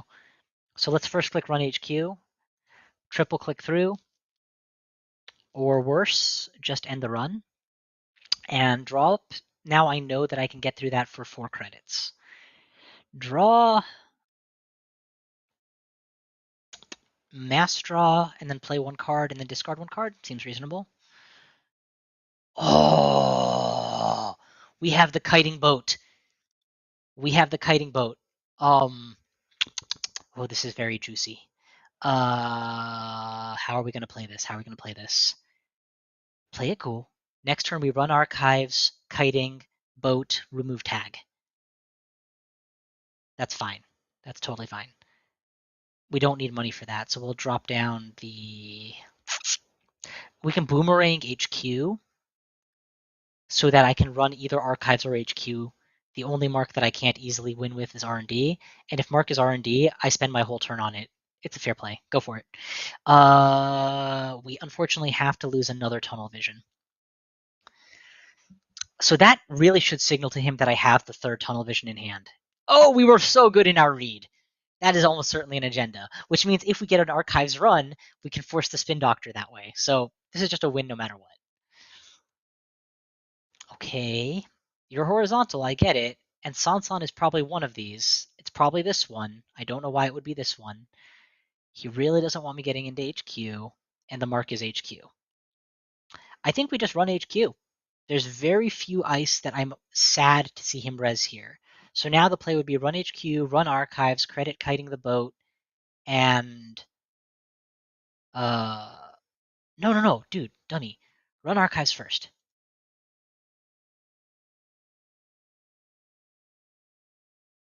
Force the Jackson, just like we initially planned, and let him watch the fully op go back. That's fine. Credit kiting the boat. Purge the tag. Run HQ. We're going to boat through this for 2 credits. Get through that for free. Get the 2 credits off of Info Bounty. Thank you so much, Barem Wu, if you're still in, for recommending Info Bounty. This is the card that is a shoe-in for the deck, just like you'd said. We're going to break this, break this. You can go ahead and force me to trash my half-used up Miss Bones. And because this is effectively saying I don't get 3 credits of value, but I get the rest, which is fine. Also, he's probably going to continue. Breach, yes. We need fast money more than anything else. We need card draw somewhat. We don't need access as badly anymore. So I guess if I put Miss Bones, he probably doesn't give it to me, right? And why not go Diesel and Fast Money? Ooh, I like it. Diesel, Fast Money. Pick one. No. Diesel and Miss Bones. Diesel and Miss Bones. I would happily go to 0 credits to have an extra 4 cards in hand. That would be fine with me. Yes, put the boomerang back. End of turn. And now, sir, the game is afoot. I am threatening to get more powerful every single turn. You can score out your 3-2, Luminal, and then, oh, never mind. You have to assume a deck that is running Elvigar, Bifurcation, and Sansan is trying to go fast, advance. So probably Vitruvius's Mega Priest tile thing, but no, that doesn't fit with the global food. I don't know what this deck is doing. That's kind of a good feeling. Mark is HQ again, and I have no means of easily getting in. I can first click run it, but I can't actually break it, so this is a setup turn. Thank God. I need to slow down and set up a little. Let's draw, money, and install. Draw, money, and install. Do we install an Omni Breaker or a high card draw? I think we take a high card draw. Actually, the correct answer is not good. I think I run Archives just to charge the boat to 2 counters. Ha ha ha, no. We're gonna draw. There's like 3 Carpe Diems in the deck. There's like there's the Siphon. I didn't draw any of the good stuff, by the way, but there is a lot of stuff that makes me money that I could have gotten. I also really want Sneak, which helps a lot now too. Chihuahua caramba. Let's see. If my mark is R&D, I think I just straight up 4 clicks, get into R&D, power up the boat, go up to 5 credits, discard the bonus. That's fine. Okay, he is fully operational, which means Sansan is online. It's probably in server 1, and he's probably itching to use it, which means I would really like to get into HQ and steal an agenda this turn. And that is just not happening. Even if I tunnel vision HQ, break this for 4, break this for... Nah, it's just not happening. What could happen, though, is lock out the rest of his grip. Siphon doesn't matter here. He's got enough money to be above the Siphon. Credit, slow money, and...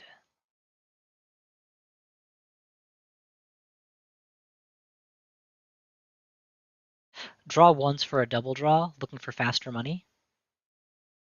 Did not find it. Let's bottom the Chesve and keep the gamble handy.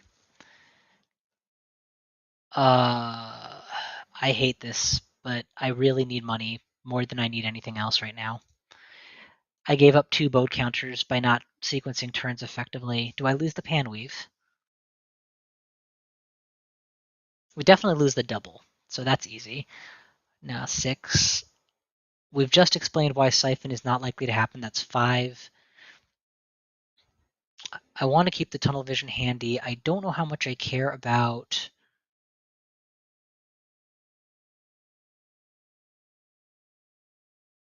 I really want to gamble again next turn.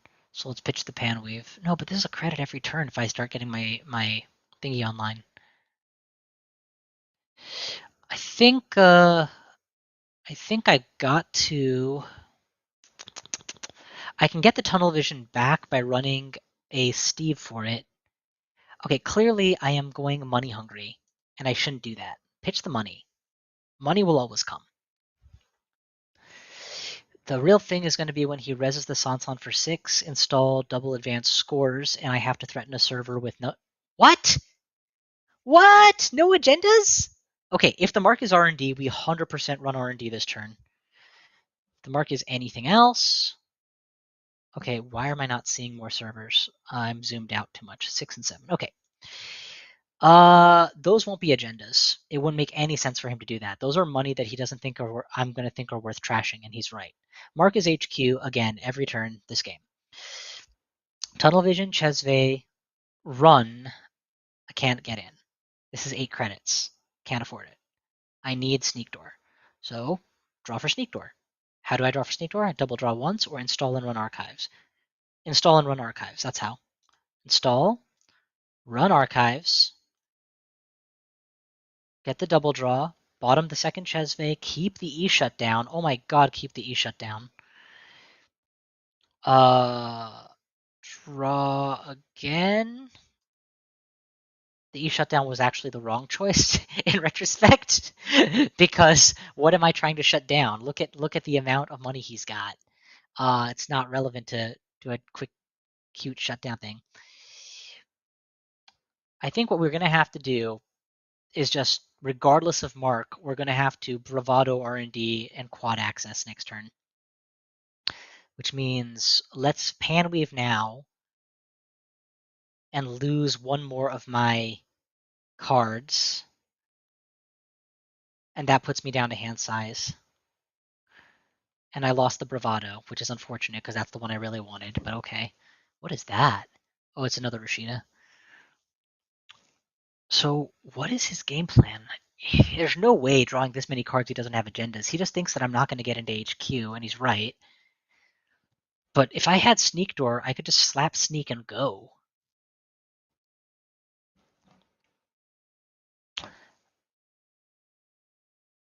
Yeah, Mark R&D, Go R&D is ideal. Mark Archives is less ideal. Mark HQ, do we just go for it? Yeah, if the mark is HQ, we just plow through because he's got to have an agenda in there. Our odds of randomly hitting it are very high. We can trash something on our board or pay 3 credits to just get in. Or we can click through and get in and get paid back 2 credits. That's fine too. That could have been the Sansan a long time ago.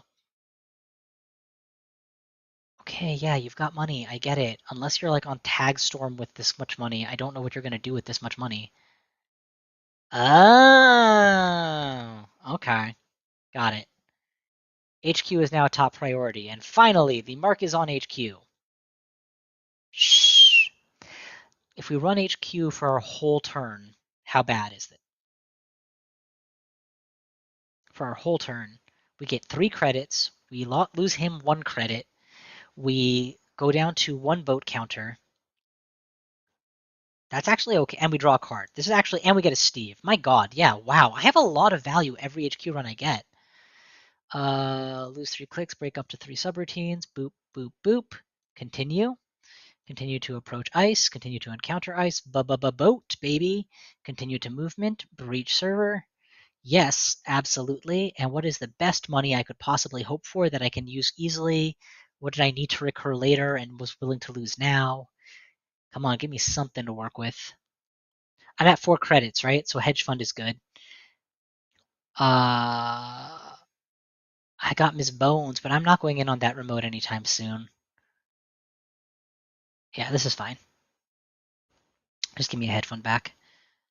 And I get to draw. I don't want an extra wake implant, so let me draw it and throw it away. Would I rather have this, or would I rather have neither and I can just pick something to throw away? I think my hand is fine right now, so let's pick something to throw away. Let's throw away the wake implant. So bottom this and throw away that. As predicted, there was bound to be 1 in there. The next aggressive run is R&D, access 4, and we either lose the game on the spot or win the game on the spot, and then that's the game. I mean, statistically speaking, there's no way he doesn't have another agenda in hand. But, timing on that move, my god. He can't score it out without a successful... Oh, he can't use this thingy on the same turn he installs it. Where is this thingy? This thingy. Oh, that was a big deal? I didn't know that was a big deal. Oh, dang. That was a big deal. Guys, I thought that was just the smooth the put 2 advancement tokens daily, plus the Sansan plus an advancement. But wow, that's awesome. That's freaking awesome. Yeah, we're gonna make the assumption the only thing you put on a Sansan is an agenda, and ask the question, can we get in? We're gonna quickly realize the answer is no, because I don't know what this ice is, and it can probably stop me. Or I can just run it blind, hit it, find that out, and then not worry anymore. If I let this trigger, it's much worse for me, so forget about it. I am tempted to first click run R&D, but I can't boat through anything, so literally any res stops me. Any res at all. It's not worth it. Let's make this a setup turn. Draw. Still not get what I needed, so set that aside and keep this one. Money. Prove to me why I should be afraid of your server. And give me a lot of money when you do, please. Okay, you proved it. Oh, ouch. Let it fire. What do I not need anymore that I'm willing to get rid of for 2 credits? I like this, I like this, I like this, I like everything. I would rather pay 2 credits than lose Class Act.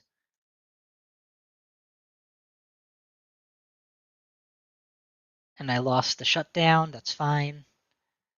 I'm not trashing that. Money is not the point of this game anymore. And now we're prepared to run here, whether I need 8 credits or not to do it. So unless this is the game win, it can't be the game win in 1 turn. It can be the game win in 2 turns. But an install on the server puts a huge target on it. Even if he doesn't have the agenda, he should install on the server just to like really tempt me. But nope, my heart is somewhere else. Oh, he didn't do it? Oh, he could have done it. Red level, non-agenda card. You cannot bait me.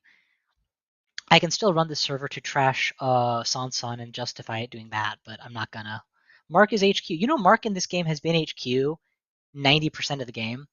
And normally that's a good thing, but because of the specific makeup of HQ, it's been a bad thing. We're gonna run R&D. I can't pay through this because I have the mark on the wrong server, but I can click through it. So 1 boat plus 1 click through is good enough.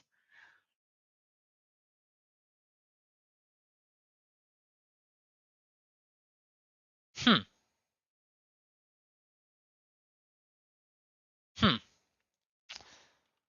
Thinking. If I boat through this, he trashes this and I lose. Yeah, forget it. You may install 1 card from HQ or archives. That could be a game loss. Runner cannot steal or trash. That's a game loss. So I need to click through this, which means I need to boat through this, which means I need to pay 3 credits. That's fine.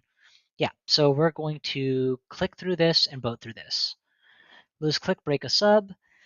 I don't want to lose any of my cards. I don't want him to install anything, and I don't want to not get anything. So all 3 have to be broken. Continue to movement. Continue to approach ice. Continue to encounter ice. I'll pay or trash. Let fire unbroken subroutines, and I'll pay 3 credits happily and die laughing. Continue to movement. Breach server. What was this? Oh, I get a free card. Carpe diem for sure. I will get the full number of accesses, so you either win on the spot or you don't. Tier, Nasex, Nico campaign. Well, he either has it in hand or he needs to draw 3 cards this turn and he won't still get it. So I'm good either way. Nope, he had it in hand. Ah, bummer.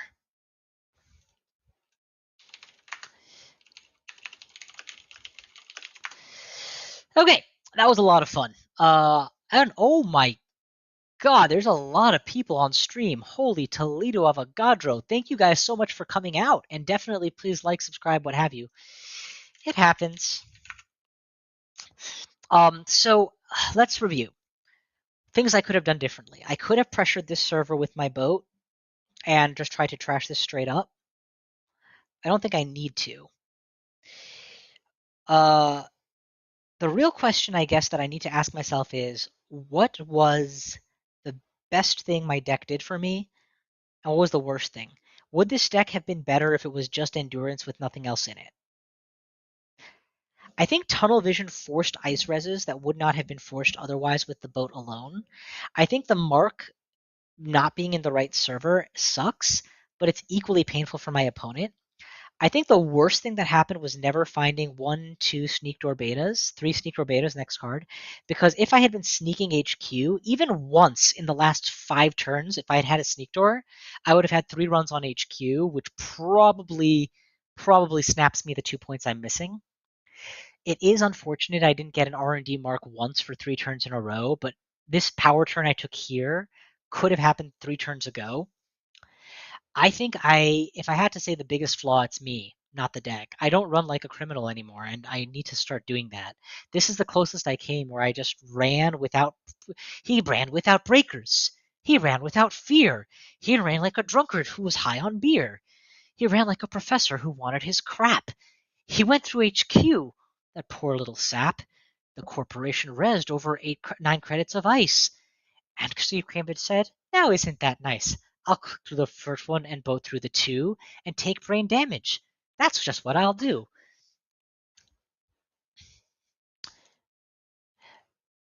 I did start to ignore the board completely, but were they naked? I remember them being iced.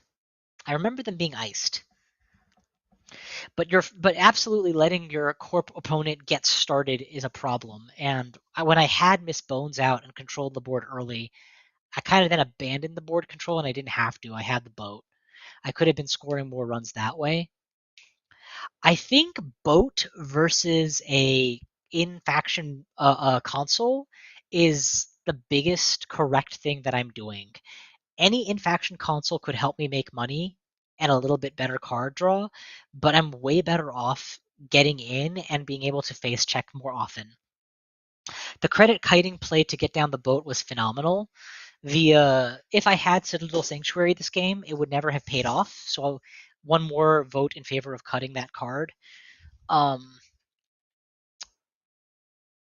what else? I guess. Yeah, no. I could definitely have run some of these face down ice more often if I was gutsier and realized that they're probably click throughs, and just that the opportunity cost for the corp of having to res and the runs is so high that it's worth letting a couple of them res.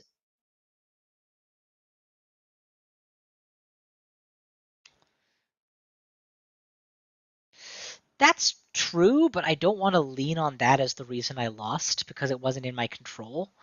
It is a reason not to retool my entire deck, though. Uh, I did get HQ marked like 10 times in a row, and I definitely had to get through 9 credits vice to do it. I think maybe the Chesves are not installing nearly as well as I hoped they would. Like, if I'm being very, very honest, I'm not using them well. It is 6 credits to install 6 recurring credits. And by the time I get to the point of actually caring about or using them, I don't even know if they make their money back. By way of comparison, things that pay off every server, this, this, are much more valuable. Info Bounty is definitely very good.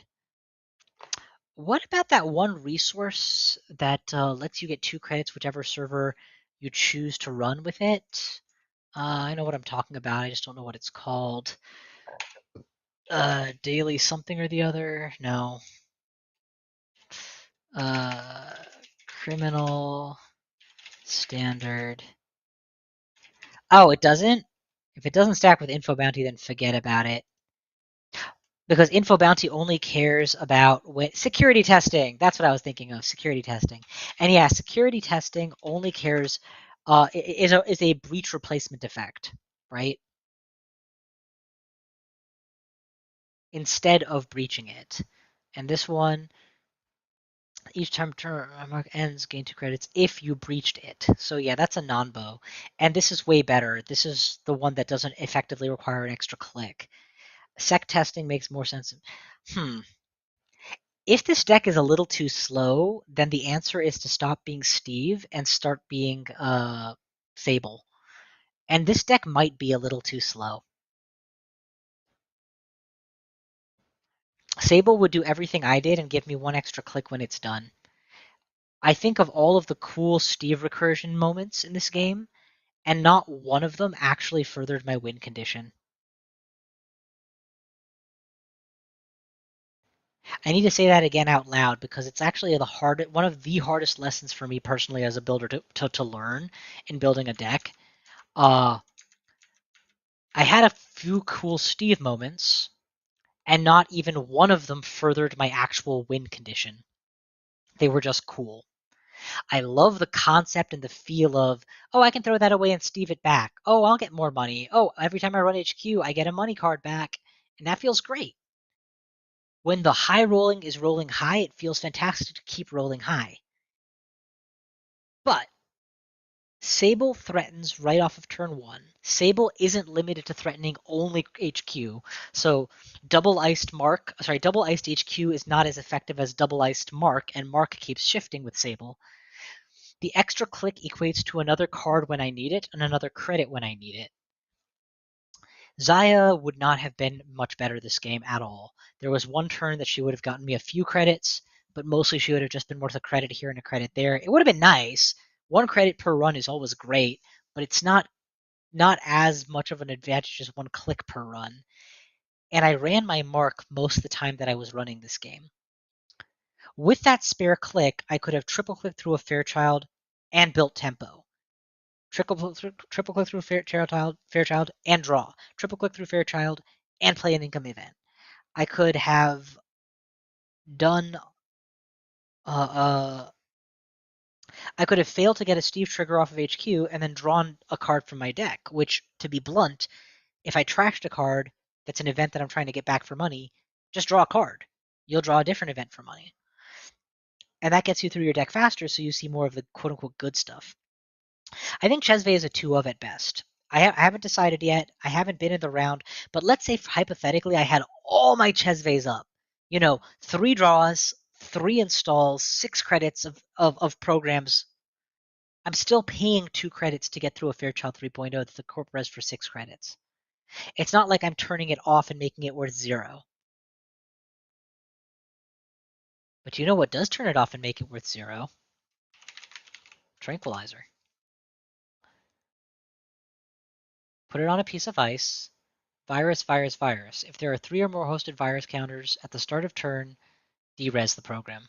Derez the ice.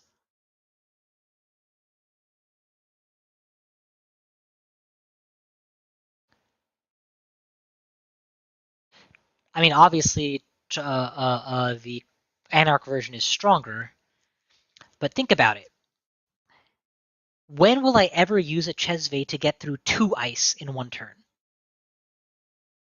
When the ice can be broken for 2 credits or less. Well, the ice will never be broken for less than 2 credits, so at most, Chesve gets me past 1 ice every single time. Never more than 1. Now, in fairness, Tranquilizer doesn't get you past the ice. You still have to face check it. But I'm a criminal. I have lots of money to get through every now and then. And I have a boat. So I can face check an ice and tell the corp, hey, do you want to res this? I mean, if you want to res this thing that I have tranquilized, be my guest. Because I'm just going to boat, not take any damage, and you're going to be wishing that you can get rid of it. Also, with my MU, 2, 4, I can still have 2 tranquilizers floating with my endurance out. This is interesting. What actually helps you break ice subroutines or negate ice without actually dealing with the ice? Boomerang, obviously. That's 2, not Chesve. Tranquilizer. Tranquilizer does. In this game, Tranquilizer would have been phenomenal. The moment I saw it come up, I didn't install Chesve every time I looked at it, but I would have installed Tranquilizer in a heartbeat. And it sitting there would have made the corp trash his own ice to install a new ice, probably, which is fine because then he spends 6 credits more to de-res that ice. Exploit. Play only if you made a quest complete. De-res 3 pieces of ice. Yeah, that's not happening. This deck isn't rich enough for that. Let's actually look for the de-res effect. In any form. Flashbang, golden.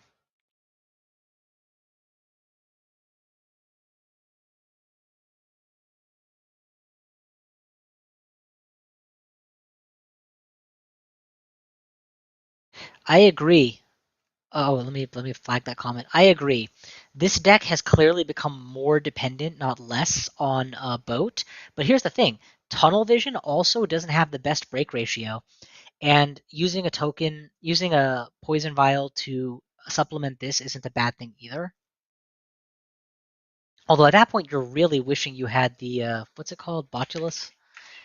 Yeah, but I'm not paying 3 influence for a Botulus. At that point, I would rather have a Hippo and kill the one ice that I care about. How is Hippo, by the way? Hippo is max. Yeah, no, we're max.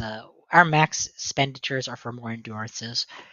Do we want a legwork in this deck more than a Docklands Pass? No, we didn't get to use Docklands Pass much, but I would 100% love to drop down a Docklands Pass and then sneak into HQ, run into HQ, sneak into HQ, run into HQ. I think that if we're gonna try to make this deck stronger, let's definitely include a poison vial. Um, oh, it's 2 credits. I thought it was 1 credit. It's 2 credits is nasty. The problem with poison vial is you still need to spend 2 boat counters to get it started. There was never a situation in this game where I spent 4 boat counters. I always just would rather suffer one of the subs. Um, I think this ends up being not good enough, but still good. I'll keep it, but I don't. No. For 2 credits, I would rather have a boomerang to throw down on whatever. Yeah, I'd rather pay for 2 boat counters like off the bat than have them floating for when they might be needed.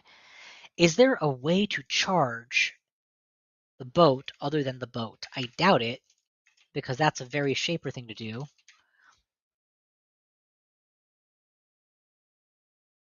Flux capacitor.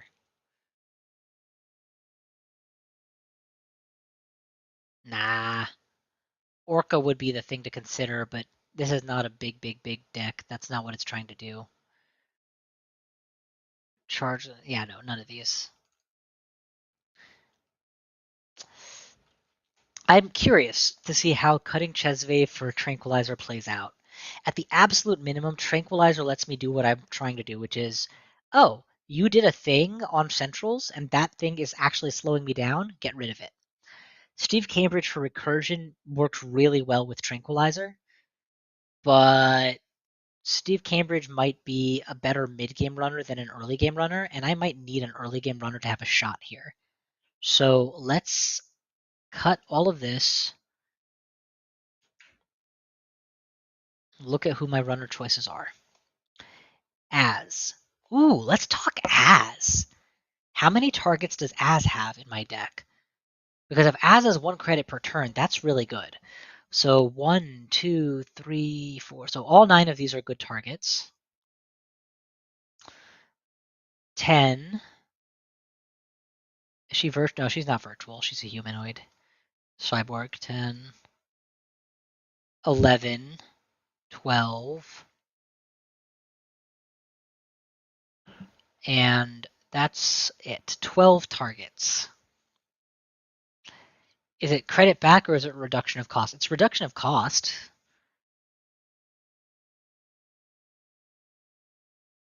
Yeah, I don't know, man. Potentially earnings you back 12 credits if you space it out just right versus potentially earns you back 12 credits if you keep running HQ or R&D, which you're going to be doing most of the time anyway, versus you can click for 12 credits as long as you hit your mark 12 times.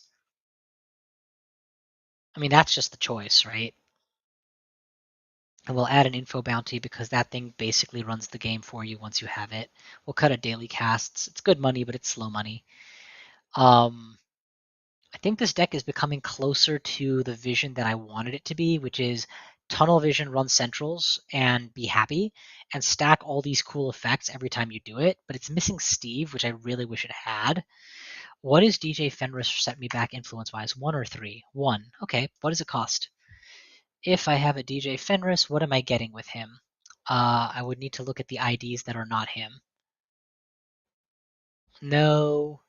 Wait, hang on. Maybe. Maybe. No. Ooh. Ooh, interesting. Maybe. No. No.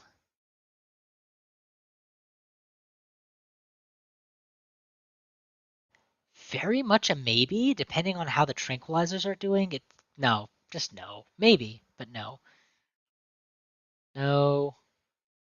No. No. No. Is Omer is he legal? I thought Omer was like rotated or illegal or something. Do I have the wrong collection set up? Probably. Omer is still legal? Well, with me having a sneak door beta as like the whole heart and soul of my deck, it's not going to be very useful, but it's a consideration. Yes, Omer is legal. How come I don't see anyone using that? Such a good ability. I guess it might be a little on the sore side, but so we talked about this earlier on the stream. I had Zenit in the deck. Problem is, you mean -1 DreamNet, right? -1 DreamNet +1 Zenit. The problem is core damage is not fun to take, and having the I can draw 2 cards per run, I got both down, didn't feel as legit as just drawing 1 did. Oh, Gmod only. Got it. Got it, got it, got it. Has a Gmod identity, so that would change things significantly. Let's reassess. I would be doing it for Loop, for Quetzal, Cabonissa, Stealth. Yeah, this is useless. Thank you for that call. This is completely useless to my deck. It does not advance my goals in any way. Uh,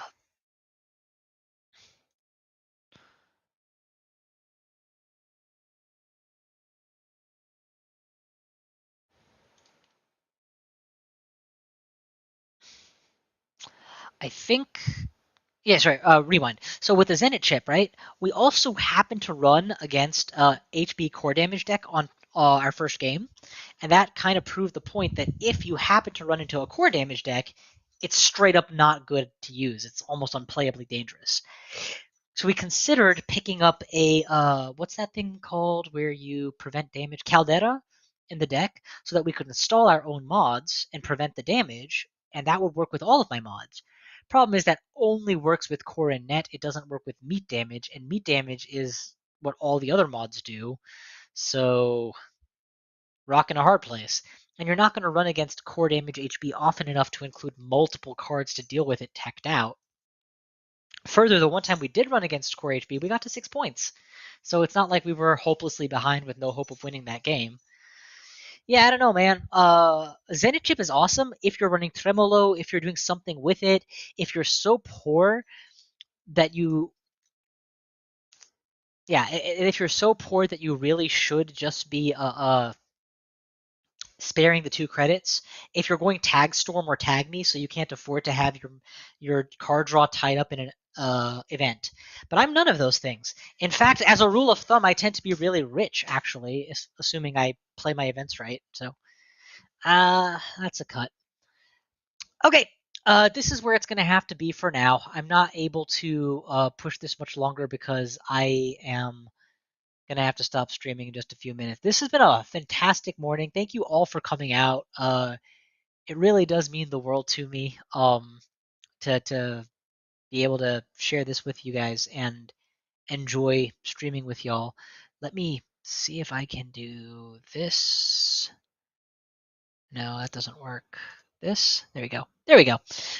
Thank you all for coming. I hope you had a blast. I thoroughly enjoyed this stream. Thank you so much for contributing to this deck idea. I don't think the deck is finished, and I don't think it's meta perfect or whatever. I do think it works. I do think it's fun. It's very exciting to not be like, I need to bet down all three of my breakers and then get more money and then build a doom rig, and only then can I begin to run. There's very much a go and go go attitude to it, and the best part of it is if you are used to playing if you're used to playing Shaper Big Rig and you don't remember what it feels like to be a criminal, it's nice to criminal again. Thank you all for watching. Sub, like, subscribe, blah, blah, blah. I'm on Reddit and I'm on the Discord, and I will see you guys next time.